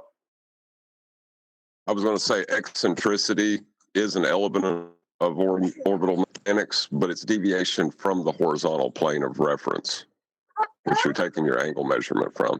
So that requires a flat plane. Absolutely. Yeah, the origin that you skipped over immediately is going to be an R value off a flat plane, isn't it? And they're going to apply that sphere Earth to a flat plane in their orbital motion. Because you're talking about angle measurements of stars. That's all it is. In practical application, what have we got? That's all it is. It's measurements of a flat plane. Now, the clever maths that they've applied, that he thinks is so simple when describing what a concept of mass attracting mass, when it doesn't, and hasn't for 109 years, not even been a claim of it doing it. They were just totally undescribable. There wasn't any simple way that you could say, oh, yeah, then this thing does a loop-de-loop and goes backward for a while and then goes... Does it? So have you watched the stars much, Tom? Because they do not do that. what you are inferring is retrograde motion. Now, retrograde motion, inferred to be the light in the sky moving backwards, is never, ever observed. What we have is a pattern of lights that appear in the night sky, and then the following night, a light that was previously at a certain point in that pattern will be further back in the pattern than it was previously on the previous night. Now, that is not doing whirly-whirls and loop-de-loops. We never see stars move backwards. They only ever move in one direction. So what you have said is unequivocally wrong, Tom. But you think that these mathematicians are explaining the loop-de-loops. No, that's an inferred loop-de-loop based on what we observe and call retrograde motion currently in heliocentrism. That's not a loop-de-loop. Goes forward. So the way physics evolved, it evolved with this concept that reification fallacy times 2. What's evolution? My bad. We'll focus on the science doing it. No, science is a method. It doesn't have the ability to grow lungs and crawl out of an ocean and evolve. It's just a set in stone method of establishing cause and effect through systematic experimentation. That's what science is. That's what physics is. the simpler, the better. So it'll all be according to the. I'll just get the link for this, and then I'll go on to the next clip. If the simpler the better, then wouldn't it be best to just say it's simplest to describe these much relative to a flat plane because they are angular in relationship? Yeah. The most simplistic way of describing them is with the angles that you measured the system with in the first place, rather than the inferences of orbital motions or epicycles. You know, this is absurd. The most simplistic way, as John has just pointed out, is to describe it how it's measured, flat. Not with sphere Earths in sky vacuums and orbital motions and ellipses. No, that is definitely not the most simple way. Far from it. Right, I've just put a link to this video, a direct link, so I'm going to do the call to action for realty now. Okie dokie. So, although I can't put it on screen, because I've got a limited number of monitors to do this with, there's a link going by, I assure you, in the live stream chat right now, with my name next to it, and that is a link to Tom Campbell, this video. Please let Tom know at Nathan Oakley 1980 sent me. The whole purpose of doing this is so that videographers who are potentially offered some algorithmic love by YouTube see that we are doing the same and sending people their way from our very meager and very censored audience. Now, we, in our limited capacity in terms of YouTube algorithmic love that we do not receive, would implore the people that we respond to, if they were to respond to us, that is, do the same for us, which is to say put a link to my video in their video, if they were to do a response and say, how dare you? Infer that me just saying that the simplistic nature of mass attracting mass, which it doesn't and hasn't for 109 years, is a really simple way of describing the whirly-whirl motions that nobody sees either, that nobody's observing, that are also inferences in a heliocentric model that has been derived from a flat plane. How dare you infer such garbage? When you say Earth's measured flat to give us this heliocentric system, I challenge you because we have dug to the centre of Earth and got the radial value and dropped the tape measure down. Right, Tom? No, it was measured off a flat Earth. That's how this system works. It's the most simplistic way of describing it. And I implore you to let Tom know at Nathan Oakley 1980 sent me with a little comment on his video. And hopefully he'll do the same for us if he were to respond. Hopefully that's been enough of a witter for you to go and actually do this if you're in the live stream audience.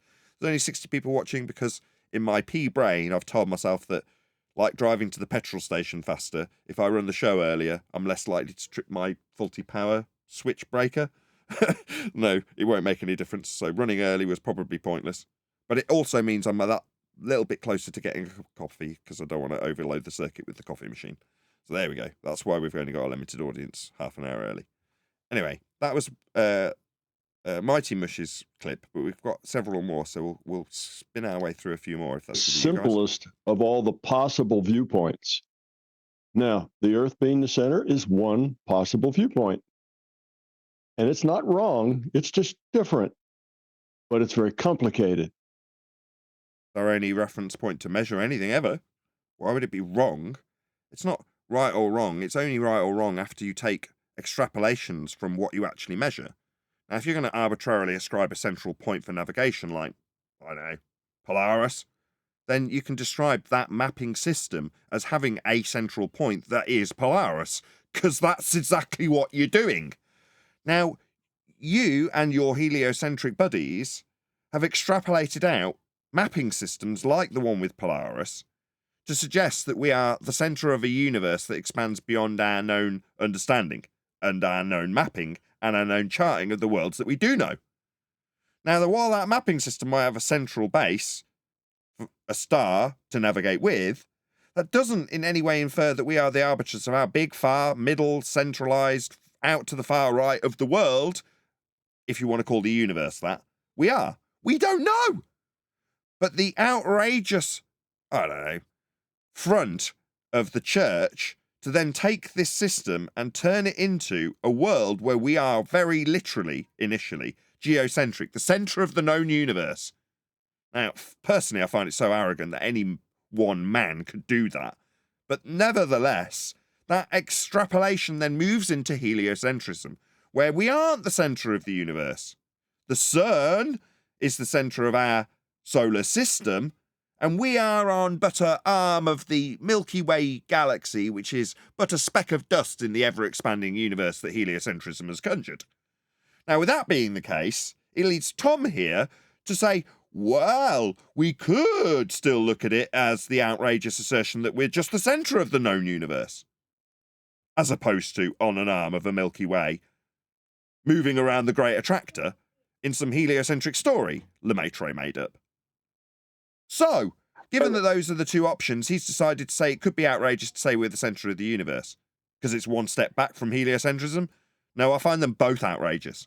We just have a central mapping system with Polaris. That's it. That's what you can actually say, because that's what you can actually do when you are so bold to say that this system has a central point. Absolutely sod all to do with the known world, if you're going to call that a universe, and infer that we're at the bloody middle of it. How dare you? You don't know that. Neither does anybody else. In then trying to compute. The issue they have with the whole geocentric thing is because they're claiming a globe. For the globe to exist, remember, right? What was the origins of the globe? What did Eratosthenes say?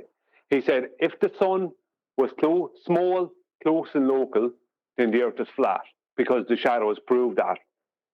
But he's after measuring it flat, right? Measuring it horizontal, right?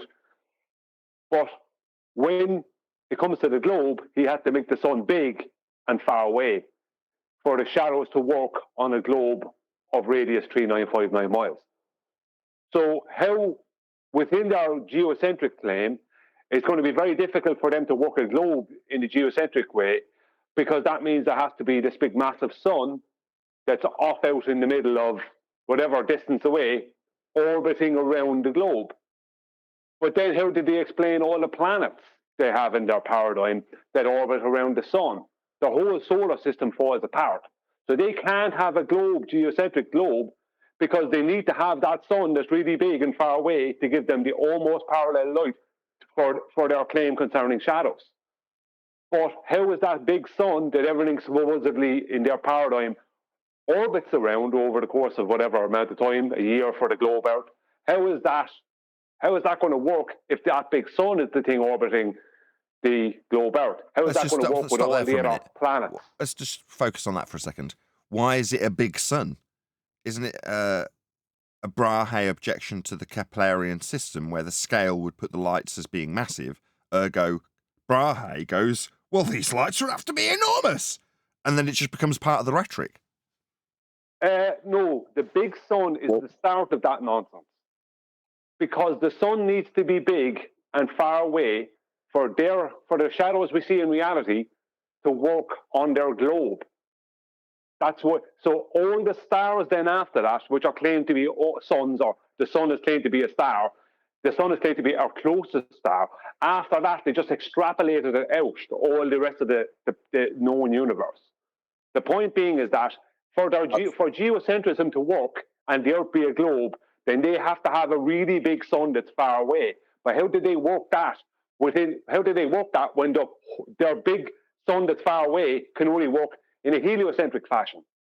Because even if it was really big and they had it mathematically orbiting a globe Earth, how did they then explain all the other claimed planets like Mars and all the rest? It all falls apart. That's why they try and avoid the whole geocentric thing because it won't work with our globe. It can only work with a horizontal plane. You understand? Well, and the sun not being big and far away. Well, the shadows only worked in a globe. The parallel light rays only worked in a globe, not on a globe. Wait a second. No, the Can we shadows- use logic here? No, they're Hang on. parallel to the surface Sorry. of the sphere, and then they converge at the center in their description. So, in other words, what we have in terms of what moves from the center of their protractor, they're calling the globe, to the equatorial plane, does actually converge at your location. But at the point that it reaches the surface in their diagrams is where it's parallel, to get around the fact that it has to be coming down onto a flat plane that they're going to convert and transpose into the sphere. But at the point that you're standing in the sphere, you haven't yet got the light coming in parallel to measure to transpose down. So it's only parallel to the surface of the protractor. That is what they're calling the globe. Can I say something or ask something? No, because this is complicated, Neil. You don't Go have ahead. that on the surface. Hold on, let's just start that again, John. Go ahead.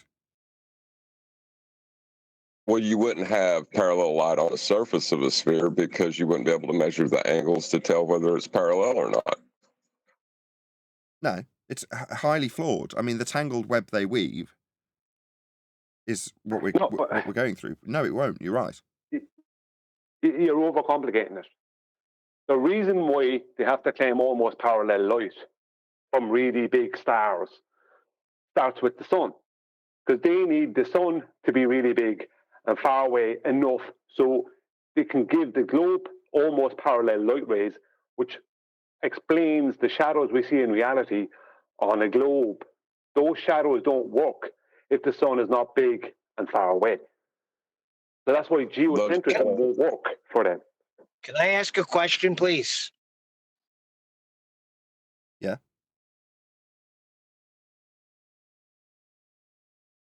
Or just leave it there. I mean, both are just as good. I don't know if I'm coming in because I'm driving, so it'd be nice if somebody says yes. I did. Doesn't the sun have to be? I didn't hear it. Doesn't the sun have to be big? I mean, come on, let's be logical. Look how big Earth is. And doesn't the sun warm the Earth?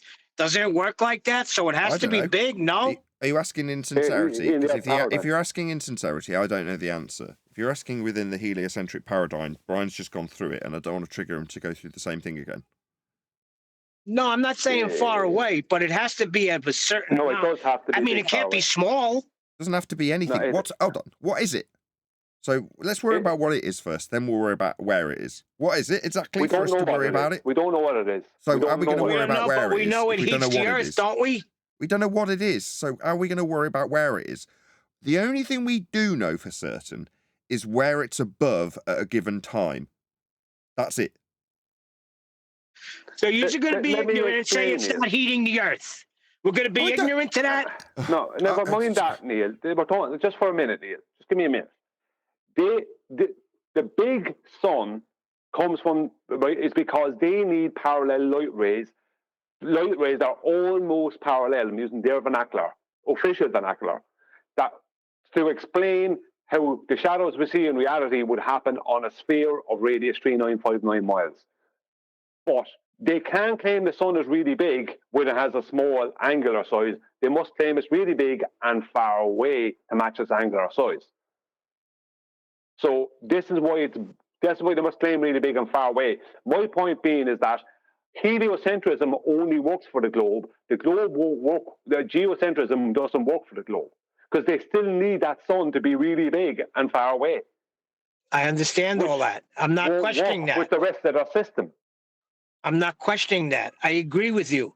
I'm just saying, as far as it, forget about how far away it is. We don't know, but it has to be of a certain size to do the work it's doing to heat the Earth. That's all I'm asking. We don't know what size. We don't have You're making any an assumption that it's has to be. heating the Earth, right? We don't know what it is. Now, you can infer... Oh, so it's not heating the Earth now? I didn't say that either. You're not listening. We don't know, and you can infer by logical deduction that there is heat as a result of the sun, but you can't validate that to be the case. You just don't know. Now you're asking Oh my based on your. God! What is You don't have Huey's to- thing you don't that he have to- does? Neil. Go stand in the sun, put suntan lotion, baby oil on, and go sit in the sun for 15 hours, and then we'll see if the sun's giving off heat or not. Yeah, I appreciate You your can- inference. I'm not dumb. I can see that. I've had sunburn, right? I'm not suggesting that. What I'm saying is, if you don't know what it is, you can't in any way infer the process or mechanism that it achieves that ends that by, what's the word? It's not coincidence. It's by a parallel, whatever the word is. Correlation. By correlation. Yeah. Okay, yeah, you see the sun and it gets hot. But until you know what that is, I'm not going to say absolutely without question that it's that thing producing heat. Now, it does seem that way. I'd be remiss if I my didn't gosh. acknowledge what I observed. I give up. Neil, would you have to? You don't have to chant through me that you're giving up. Thank you. You don't know what it Neil, is. That's it. That's the bottom line. So everything that you will ascribe to that sun and an effect that it produces is just an inference because you don't know. This is why my son says we're off stupid. Neil, what are You gotta be kidding me. Nathan has been honest. We have a sun in the sky. We don't know how big it is, but we know it's not freaking tiny. Let's stop being ridiculous here. Nobody's denying. What we see, we don't know what size it is. Nobody's denying the blatantly bloody obvious, right? I know when the sun comes up, it gets lighter. Yeah? I know that I feel warmer. But I don't know what it is or the mechanism in place to achieve that effect. Now, furthermore, yeah, block out the sun, you do lose heat. So you can say, okay, well, without the sun, there is no heat. Therefore, that cause and effect relationship is pretty easy to validate. Still doesn't change my point. I don't know how it achieves that, and I haven't physically manipulated the sun as my independent variable. So it's not scientifically validated. It is just an inference. You don't have to like it. You can say, oh, it's bloody obvious, it's burning me. Yeah, me too. What do you think I am? Do you think I live in a cave? The way you're talking sometimes, I think you are living in a cave. Admitting your own ignorance about things you don't know is the start of finding out what things actually do. If I troll around this arena we call Flat Earth, talking about how I know that the sky's ether, then I'm just a charlatan bullshitter. I don't know that. No, you can't compare that, Nathan. Why not? We observe the sun and we observe the effects of the sun. And we don't observe the observe sky. ether at all. Neil, it is directly comparable. Yeah. We observe the sky too, don't we? It turns blue during the day, so blue produces the heat, Neil. Yeah? You going to tell me I'm wrong? Neil, the sun heats the surface of the earth with radiative heat, right? No, the blue doesn't stop. I was just on a roll. No, the blue does that. The sun's just a little tiny dot. How can I'm making a point. Do you mind? No, the sun is a tiny little dot in the sky, Brian. The whole of the sky goes blue. No, it's the blue that produces the heat evenly everywhere where the light is. The sun's inconsequential. It's just a byproduct of the blue.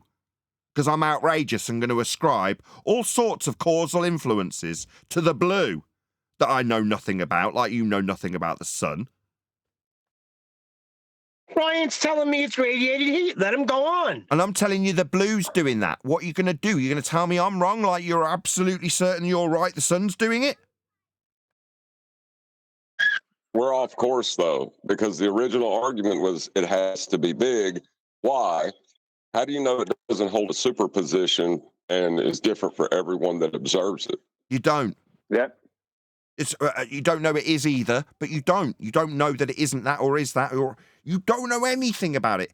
My point to Neil is that to admit first and foremost that you don't know what something is, how something works, where it is, why it is, which is the case with the sun, you will only start affirming biases or trying to do what heliocentrism has done, which is give explanations where you don't have any. And when they don't work, you layer on another nonsense layer of bullshit. Oh, it doesn't work in a geocentric fashion. We must have a big sun for X, Y, and Z reasons. Well, let it be so in our descriptions from here forth. Like, it means anything. Yeah? The moment you can actually say, I don't know, people go, well, how do we find out? We might actually get somewhere. But you've got to step back and go, no, I don't know. And if I say, oh, well, the sun's causing me sunburn. Oh, really? Not the blue, then? You know it's not the blue that heats the Earth, Neil. You know that, do you? No, you don't. He's just throwing out all logic, and I'm tired of it. We also know that the size has nothing to do with what it can heat as well. I just stated what the superposition could mean for how it affects the entire Hold Earth. on a second. So- Hold on a second. You can get a small demonstration of a light, and it'll heat a certain area.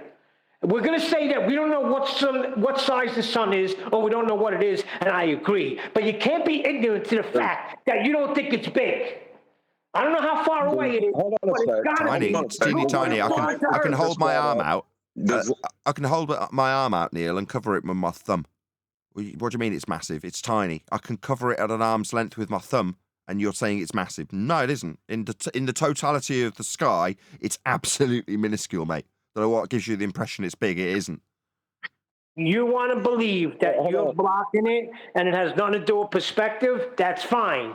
But that thing has to be of a certain amount of size to do what it does on Earth. No, it does not. To continue life on Earth. Neil, can you stop Without it? you have Neil, at the end of nothing. your conclusion, can you stop? No, you don't. It's about perspective. Oh, right. So suddenly you've got some ability to ascribe physicality to its actual size to describe the effect of literally me being able to obscure my view of it with my thumbnail at an arm's length.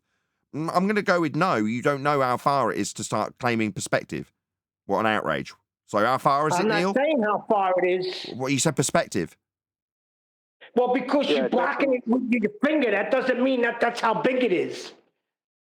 Yeah, So but it's Neil, the sun. it appears small, though, Neil. You said it was very big, and I can describe it in a different way linguistically to make Neil. That's why I'm saying that. Middle of a sentence, mate. No, Heard your sentence. Neil. Linguistically, I can make it small, though, can't I? By pure fiat, my description makes it small. And you're saying, oh, well, you've made it small with... Yeah, we can get into this linguistic wrangle-dangle about how we describe something we know nothing about. And your description might make it big, and my description might make it small. But does this your have any value? description Does it mean we know anything more about the sun because my description's made it small and yours has made it big, and suddenly we're arguing about how big or small it might be? This is silly. Your description does not validate the work that it does on Earth. My description... Neil, the sun does not, the sun itself, not what it does in relation to the horizon or anything else. The sun itself does not adhere to terrestrial perspective. It doesn't. Whatever it is, we have no reference for it on the terrestrial Earth. We don't know what it is. We don't know how it does what it does.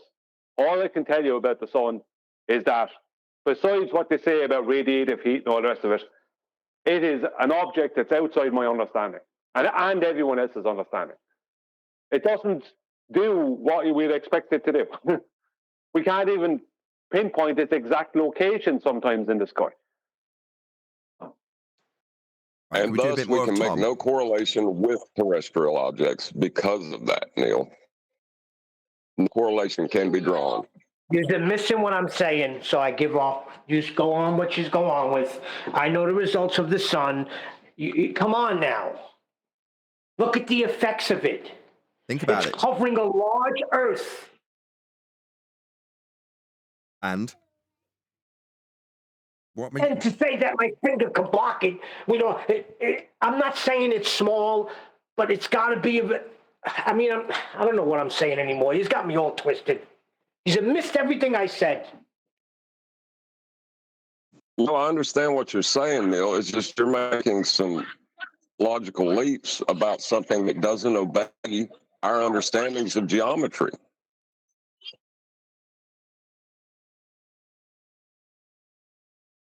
All righty then. We'll do a bit more of Tom. Everything else. Whereas if the sun is the center of our little solar system, then everything gets simpler. And if the sun is at the center of our sun-centric system, my God, does he even know what he's saying? That's what he's just said. He said it's much simpler if the sun is at the center of a sun-centric system. Yeah, if your sun-centric system is sun-centric, then it's simpler if the sun is at the centre of it, Tom. Amazing and profound. Yeah, it's simpler for heliocentrism. That's helios, that's the sun. Centric, that's at the centre. So in your solar system, that's Sol, sun, at the centre. It's easier if it's at the centre, Tom. I'm glad you're here, mate. You can just take a simple little proportion called gravity. Right, gravity's not a proportion, it's not a force. Currently, it's been superseded by quantum mechanics, but before it was a bent pseudo-geometric force space-time. That's what it was before it was debunked. But what? It's a simple concept right now. Tom, you're gonna babble your way through this too now. Let's see. G M1 M2 over R squared, and poof! Those are numbers and letters. It's nothing to do with physics, Tom. You seem to be in a category error there, my friend. Just that little equation describes all the things going around in our solar system. No, it doesn't, Tom. No, definitely not. It's just maths. I think did he say G equals M1 plus M2 over R squared? Yes. I could be wrong now. I might be wrong, but I'm pretty sure that G is not in.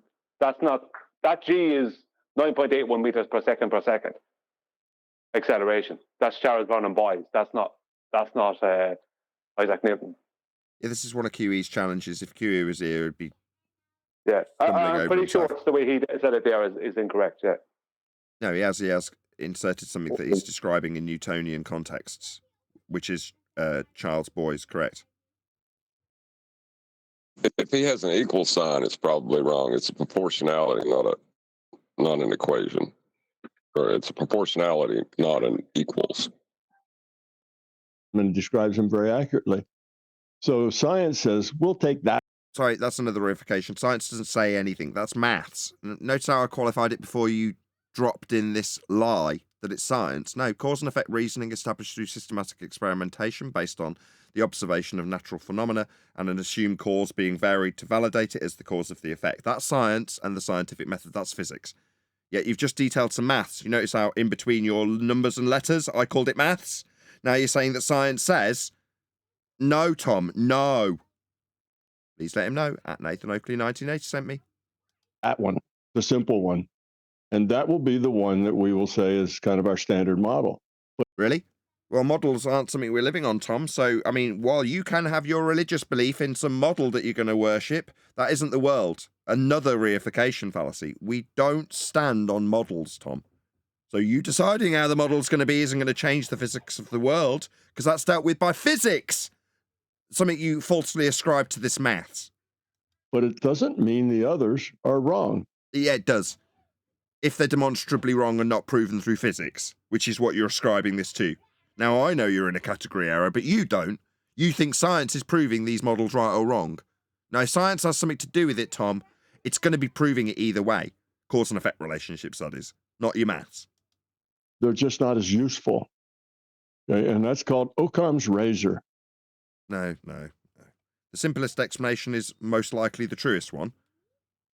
Is that what you're inferring when it comes to maps that are actually measured flat for a flat world that have been utilising the R value for a minimum to the equator with Polaris as the measurement off that flat plane to infer that you've got orbital motions? But what, the simplest orbital motion when you've got a sun-centric system that's easier with the sun at the centre? It's the best explanation because of Occam's razor? This is an absolute outrage.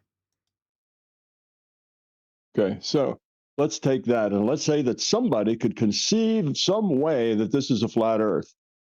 I mean, there's lots of evidence that says it's not, but let's say... Really? Conceive of it being a flat Earth when it's measured that way, and your orbital motions that you've applied Occam's razor to, for the simplest explanation, have been based on the flat Earth that was measured to get them, but you say it's what, very difficult and only an inference that it's flat? No, your entire system that you just described poorly and ascribed falsely to science was based on flat Earth measurements, my friend. Were you unaware? Not very difficult at all. I just took your claim to be globe examples and proved how Earth was measured flat to get them. That's not difficult. Yeah? In fact, you require a flat Earth more than we do. You used it in your last example. You can just make up stuff. What, like you did?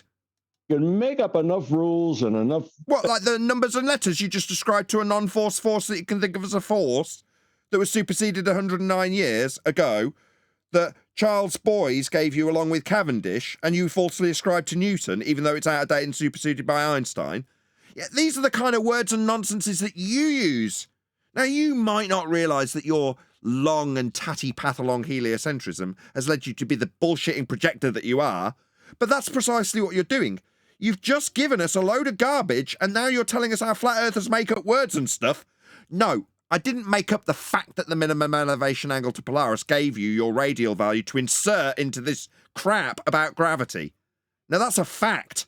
It was a flat earth measurement fact that you needed for your rhetoric in a ball. What an outrage. Explanations for things that you could say this is a flat earth. Any idiot can give you an explanation. Meanwhile, we measure it flat. Okay, fine, you can do that. And I would even go so far as to say that's not necessary. You could do that. What? You could set up that straw man where we're giving you a crap argument that you can overcome. How interesting, Tom. I wonder how you'll cope after you get a few of my commenters going to you to let you know at Nathan Oakley 1980 sent me, and you come and listen to me pointing out that your entire rhetoric's based on a flat earth measurement. Do you know those words and stuff that you can build up as a straw man and then take apart later? Yeah, because that's what you're doing. Necessarily wrong. We'll just call that different. Really? Would you call it different when you measure a flat earth for your rhetoric of a ball? Is that different? I'd call that different. I'd call it absurd, because earth's measured flat. Let's say you were good enough that you could explain everything that way. What, like you took the flat earth measurement that explains everything in your ball way, with words and maths, and Cavendish and CV Boys? But it would be very complex. Not really. We measure minimum elevation angle measurements to Polaris to give us something you call a radial value that you infer is spherical. That was really simple. It didn't even need a second breath. You have to have all kinds of other assumptions. No, we just measure an angle off the flat plane to Polaris to give you your radial value. So your assumption is that the radial value measured flat is spherical. That's your assumption. Go ahead, whoever that was from G+. Yeah, I was laughing at him. We have to make all kinds of other assumptions. He's disclaiming that they're making loads of assumptions that, as it is, but that's not the reason I wanted to come in. It's only difficult for them because of what they think these things in the sky are. That they think some of these things are planets, and some of these things are stars, and some of these things are moons. Do you know what I mean? It's like because they think that they are this thing or that thing.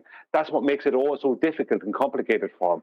If they just got back to, we haven't got a clue what any of this is, then the whole thing is easier. You're just going back, you're basically back at astrology at that point. Do you know what I mean? It's stuff like, okay, we just chart the cycles. Do you know what I mean? These do this, that does that does that, and it happens every time after this amount of years, every time, all the time. Do you know what I mean? That's it. It's like, it's only difficult because they have pre-assumptions about what these things are and what they're supposed to do. That's what. I understand what you're saying, Brian. I got you. Just another posting of Tom's link. So please let Tom Campbell know at Nathan Oakley 1980 sent me. I do hope he comes and has a little listen and realises where he's going very wayward with his outrageous claims and maths that he then projects onto flat earthers when he assumes that we need a complicated story. What? Like the one you just went through? You know, assumptions that explain satellites orbiting the Earth and what, the orbital motion that was derived by the angle measurements to the stars taken off a flat plane and then put into a spherical motion with a sun-centric system that's oh so more simple if the sun is at the centre of that sun-centric system, called heliocentric. Yeah, Tom, you need a flat Earth for that, my friend. I think we've gone through it about 4 or 5 times now already. Earth orbiting the sun and by the much simpler sun-centric system that puts the sun at the centre and us orbiting around it.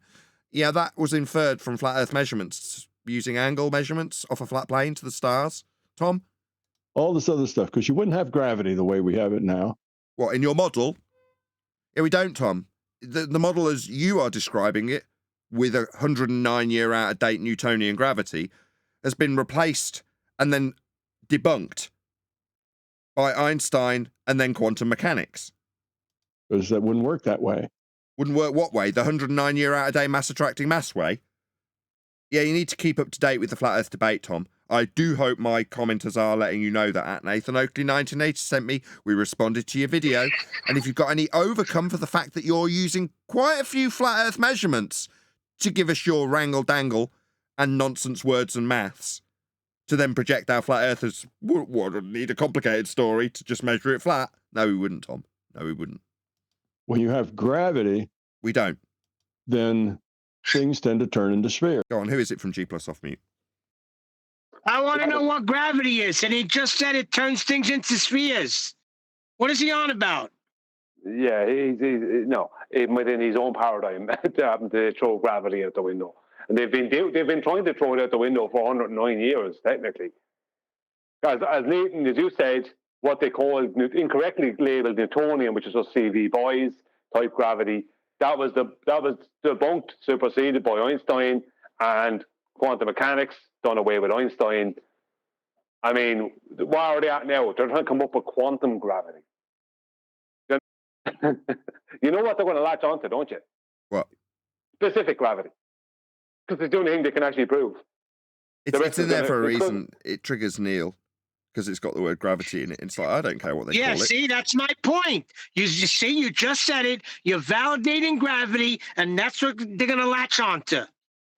They can do what they like. I don't care. If they somehow latch onto the fact that a description of relative density disequilibrium ascribed to a term specific gravity in any way affirms a mass attracting mass force, a downward bias, 9.8 meters per second. It doesn't do any of those things, Neil. You're worried about nothing in any event.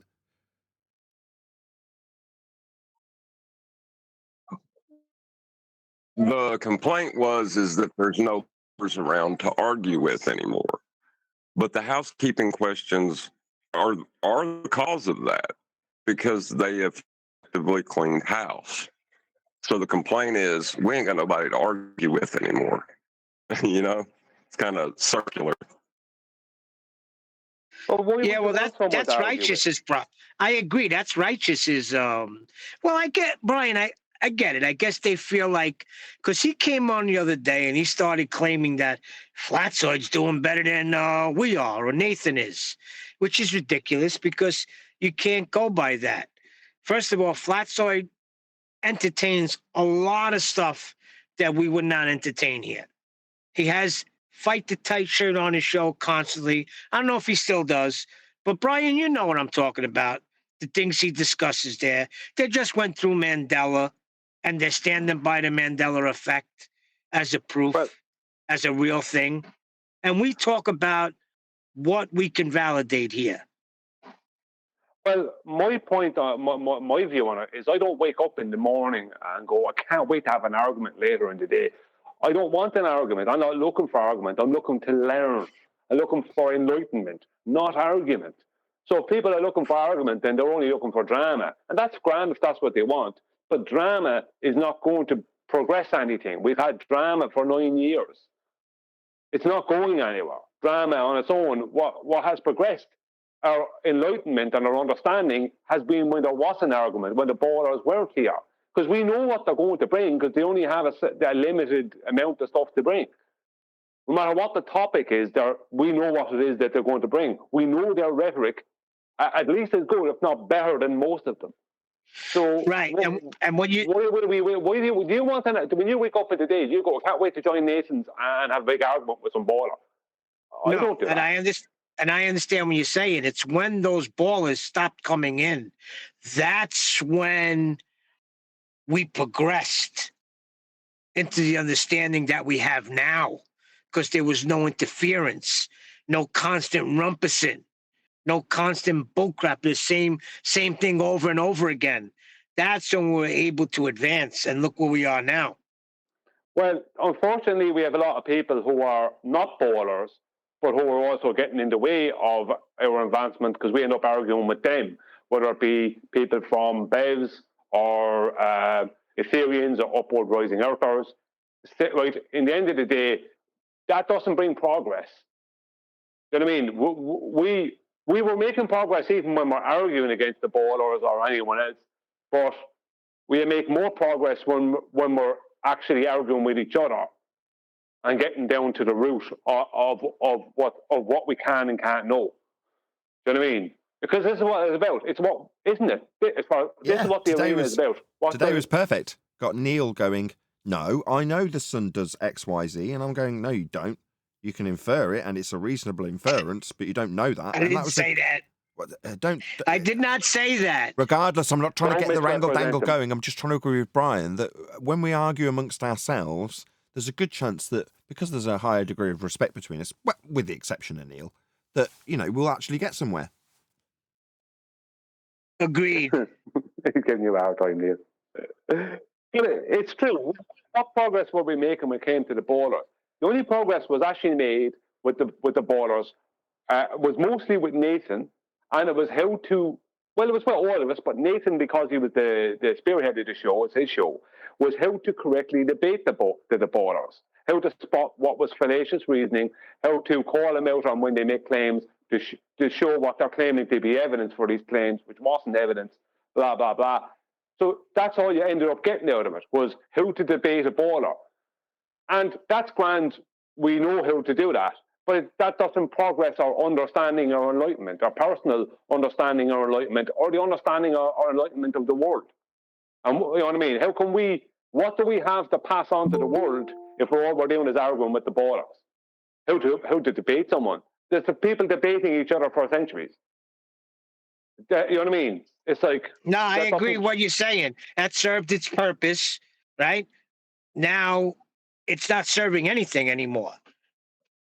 No, there's no enlightenment from the other side. They have nothing to enlighten us with. All they have is tactics. It's clever tactics and the moving of the goalposts of what their actual claims are. Do you know what I mean? It's like they're trying to walk outside heliocentrism and then trying to tie it back to heliocentrism and then walk outside of it again. It's a lot of nonsense. And sure, people might find that enjoyable and they might enjoy doing it or just as the experience of it. And it's a good experience to debate. But it doesn't progress understanding and enlightenment if your opposition are stunted, which they are. They have nowhere to go, as in their heliocentric model is or not a model, but their heliocentric paradigm is set in stone. It is what it is. And so there's no progress going to happen there. The world is not going to gain anything out of this other than to see that it's not true. After that, what do you get from heliocentrism?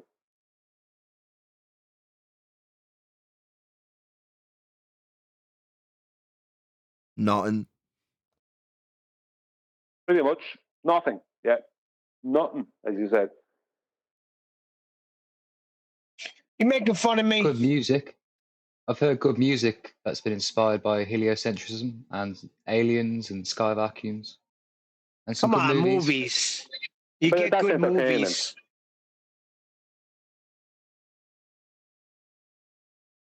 As Nathan said earlier, and it's very true, we all know it. The start of finding out, to find out what something is, you have to admit or how something works. You have to admit what you don't know. There's no point in starting with pre-assumptions or pre-assuming you know stuff that you don't know. You know, you have to treat it as a case. It's like, all right. Okay, there's a murder scene. What do I know and what don't I know? Come on. Okay, Brian, I agree. We don't know what the sun is. But what I'm trying to say is we know that it warms the earth, and Earth is very large, right? Yeah. We don't know how big in totality it is, but we do know the effects of the sun. Without it, we're dead. We know that there is an effect that seems to happen when the sun is present. We know that, right? So we can go, okay, this is a consistent effect when this light is there in the sky, right? And we've labeled that radiative heat or radiation. There's also like the spectrum of light. There's X-rays and whatever else. But like we get sunburn, blah blah blah. But other than that, we don't know anything about it. We don't know how it works or what size it is, how it does what it does, how it's controlled, how it's made. We don't know its composition. All these things that the ballers all thought they knew. We don't know any of those. So if we're ever going to find it, hold on. I just got an enlightenment. You're right. What am I saying?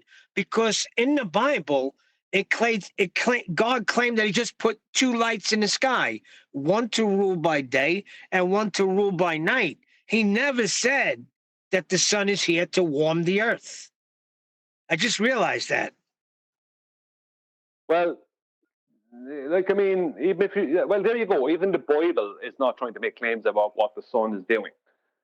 Do you know what I mean? If you want to say it that way, from a Christian point of view, even the Bible is not.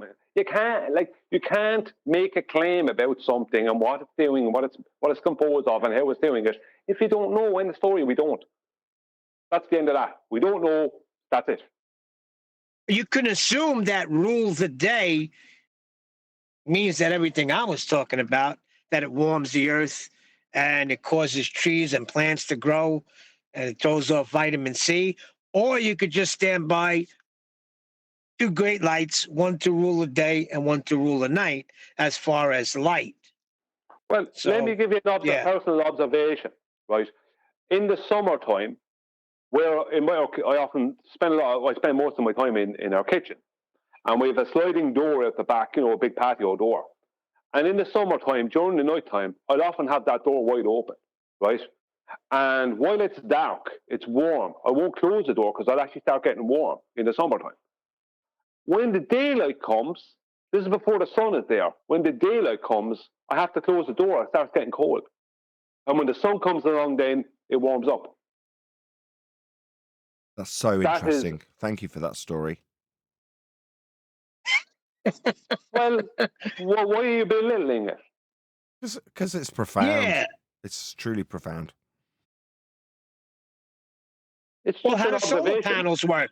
Hold on, Brian. How do solar panels work, right? Photovoltaic cells? They're drawing from the sun, correct? From light, yes. From the light of the sun. No, from light. From the sun. That's why they're called solar panels, no? They come from the blue. No, come on with the blue.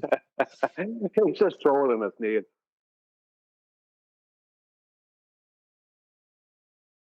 Right, I've got 2 hours of recording under my belt. So what I'm now going to do is pull about 2 kilowatts making a cup of coffee, and if it all shuts down, that's just the way it's going to have to go, because I'm so desperate for a cup of coffee. Hopefully I'll just be sitting here enjoying it. So that's why you aren't understanding what I was saying, because you didn't have coffee in you. And John, what did you mean by a superposition? I tell you, we don't have that here. Coffee isn't something we drink. I'm sorry, the coffee, it doesn't sound right, me saying coffee. No, it sounds like I'm from Boston. You sound Jewish when you say that. So, John, what's this superposition? What do you mean by that?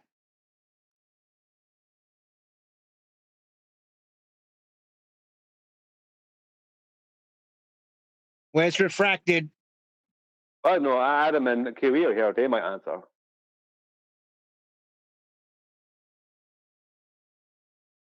No, they just come in and keep their mics closed and don't say anything until Nathan's ready to say with that, and then they all want to cry.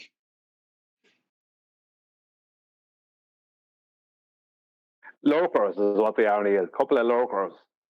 The two of them. Hanging around like spiders, right? Just hanging around there, not getting involved.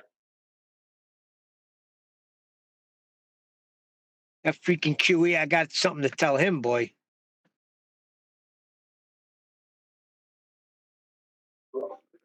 Yo, so what do you guys think about Owen Benjamin and reaching out to him for a possible conversation? He has a big following. I think it would be an interesting conversation. Yeah, he played a clip by Nathan that time. Don't know really much about him. All I know is that Arwen, I used to follow him. I don't know if he still does because I don't know much about Arwen now. That's all I know about Owen Benjamin. And he's very tall. That's it. Stop. he's Let's 6'7". get it. Let's get it right. Alwyn's in love with him. I don't know, man. I watched the video last night. It was about only 10 minutes. He was on a podcast with this girl, Chrissy Mayer. And I think it would be pretty interesting to have a conversation with Owen Benjamin. He has a big following. Listen, I agree. And when he was coming around to it, I wanted Nathan to be the one to break it down to him, not David Scheiss. No, I think it was actually Eric Dubay was supposed to debate him. And then Owen backed out in the last couple of days because I guess Eric triggered him in a way. Where he was kind of forcing him to have a debate. Yeah. But I think Owen didn't understand the topic that well. Sorry, Brian, go ahead. Look, I'm going to be honest with you. All these people, like, I mean, okay, fair enough. Eric Dubay is the reason it was the first flat earth video I watched was Eric Dubay's. And that's what got me into flat earth immediately. But in the end of the day, most of it, not so much Eric Dubay so much, but this guy you're just saying, the big tall guy, the big guy, and some of these other people you see online, they're just drama, just a load of drama and nonsense. They're building their own little, they're just YouTubers, and nothing more. You know that kind of way? A lot of people out there are just YouTubers. They're not anything else. But Brian, it would be good to educate him in the position that we're in now. That way he doesn't latch on to the feast of nonsense. Yeah, but it's not up to us to do that. It's like if he's interested, he knows we exist. He knows Owen Benjamin, the big guy. He knows we exist. He's welcome to make contact if he wants. I don't see any. It's up to Nathan. It's his show. I don't see why we should go looking to make contact with him. I'm not saying. I don't know. I'm kind of. What progress are we going to get out of it? Right? Someone like, as we talked about him last week. Where's my machine nearly ready? Eddie Bravo? I'm just getting distracted by something else. I thought something clicked. Yeah, we were talking about Eddie Bravo last week, right? So why are we talking about Eddie Bravo? Well, because the guy's dropped me a line. Why has he dropped me a line? Well, because he's shouted me out on one of his shows and expressed an interest. You see what I mean? Now, DeBay's also used a clip from me once, as has, who were we talking about? Owen Benjamin. But that doesn't mean he's outwardly going, oh, I really like this character, check him out. Now, if he said words to that effect, then we'd be like, oh, right, he's expressed an interest. Therefore, might be worth chasing after him. If he hasn't, he might use one of my clips, but there's a bazillion people's clips he's used. Yeah? Doesn't necessarily mean he's going to be interested in me contacting him. So you reach out to those that seem interested, or you wait for them to reach out to you. Now, don't get me wrong, there's got to be someone going first and reaching out to someone else, but we're not Owen Benjamin fans. So when this came up previously, I said to Arwin, approach him. Why? Because then you are in that position where you are a fan and you know him and you're keen on him and you want to talk to him. And that's a reason to approach him. But saying to me, can you approach Roger Sinclair? Who's Roger Sinclair? Well, a guy that's talking about flat earth and he's really keen about it. He's very popular. Okay. So I should reach out to him and say, I know a lot about the subject you're currently covering. You should be talking to me. As opposed to, I really like your stuff. It'd be really nice if I could talk to you. I'm a big fan. I've been watching for ages, which is what Arwin could have approached Owen Benjamin with, but just I could never twist his arm to do it. Oh, well, hold on a second. Now I understand. You gave him a job, pay him €500, and he'll reach out to Owen Benjamin.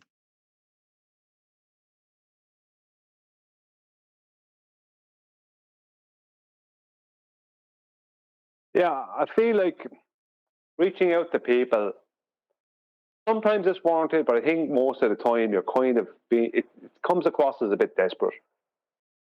Or I don't know. No, it's not desperation, Brian. It's that he's got a large following. So it would be good to get Nathan's name out there on his show. You know what I mean? It's all about growing the channel because we're at the top. Yeah, but Owen Benjamin is an alpha guy, right? A big alpha male guy.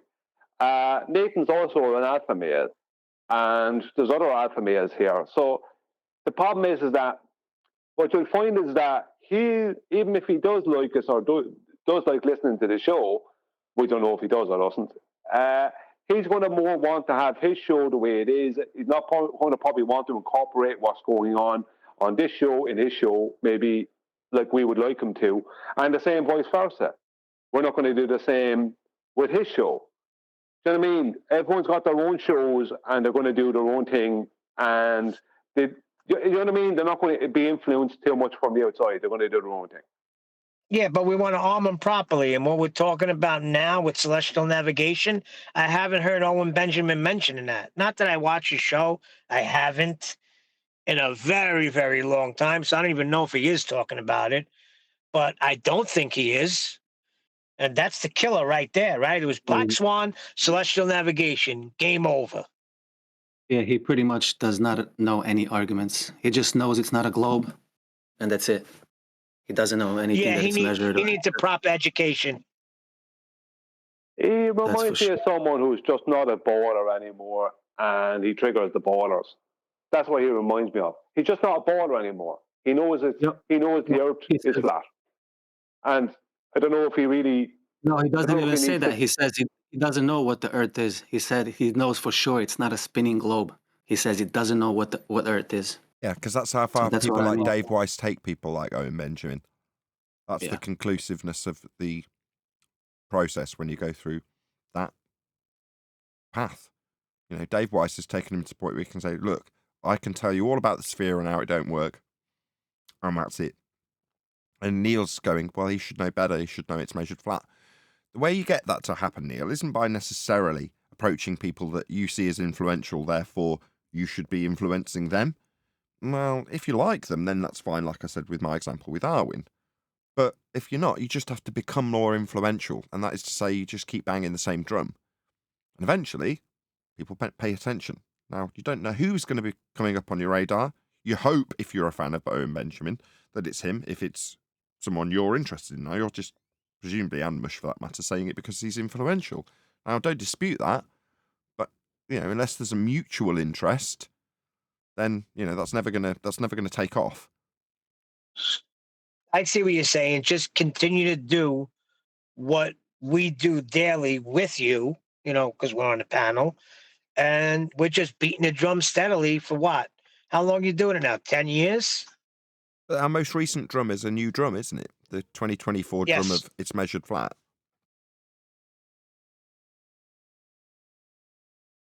Well, as I said, whatever is going on with him and his show, and whatever goes on here on this show here, will the two mix?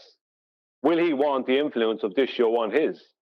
Will he, even if you went for a conversation with him, Nathan, would that change his show afterwards? Maybe. I think it would. That's not the point. The point is that you've got to have a mutual interest between both parties, and the way, for example, Eddie Bravo's had his interest piqued is by seeing us do what we do. And then he's gone, I like watching them do what they do, and he's expressed that interest. Now, Owen Benjamin hasn't. Now, there's going to be someone else who's like Owen Benjamin that just watches us do what we do because we continue to do it. And they go, I like that. Do you see what I mean, Neil? Which might not be Owen Benjamin. I know you've got a bit of a thing for him. I didn't bring him up. I'm just saying, yeah, he's got a big channel. I think Mighty Mush mentioned him, and he does have a big channel, and he has a large following. No doubt about it.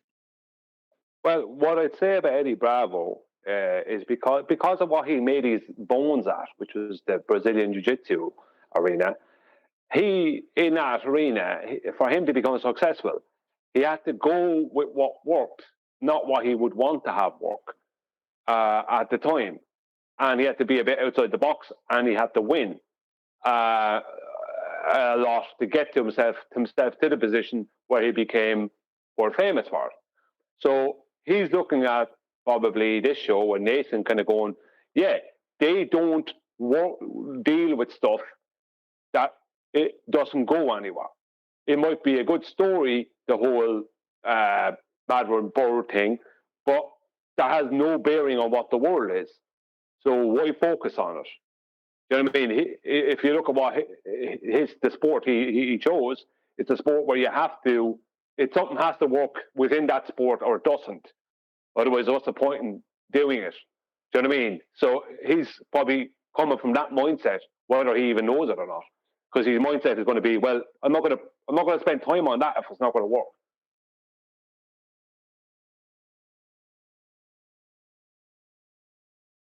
I don't think I'm going to push my luck with the show today that goes on any more than it has already. So with that, I'm going to say another huge, massive, enormous thank you to both Discord and G Plus panels for making today's after show possible. And of course, a massive thank you to all of you in either Nathan Oakley 1980 or Nathan Oakley premiering streams. Hopefully smashing the super chat, liking, commenting, sharing, subscribing, joining as a Nathan Oakley 1980 channel member, and all that good stuff. I've been Nathan Oakley, and I will see you all in the next video.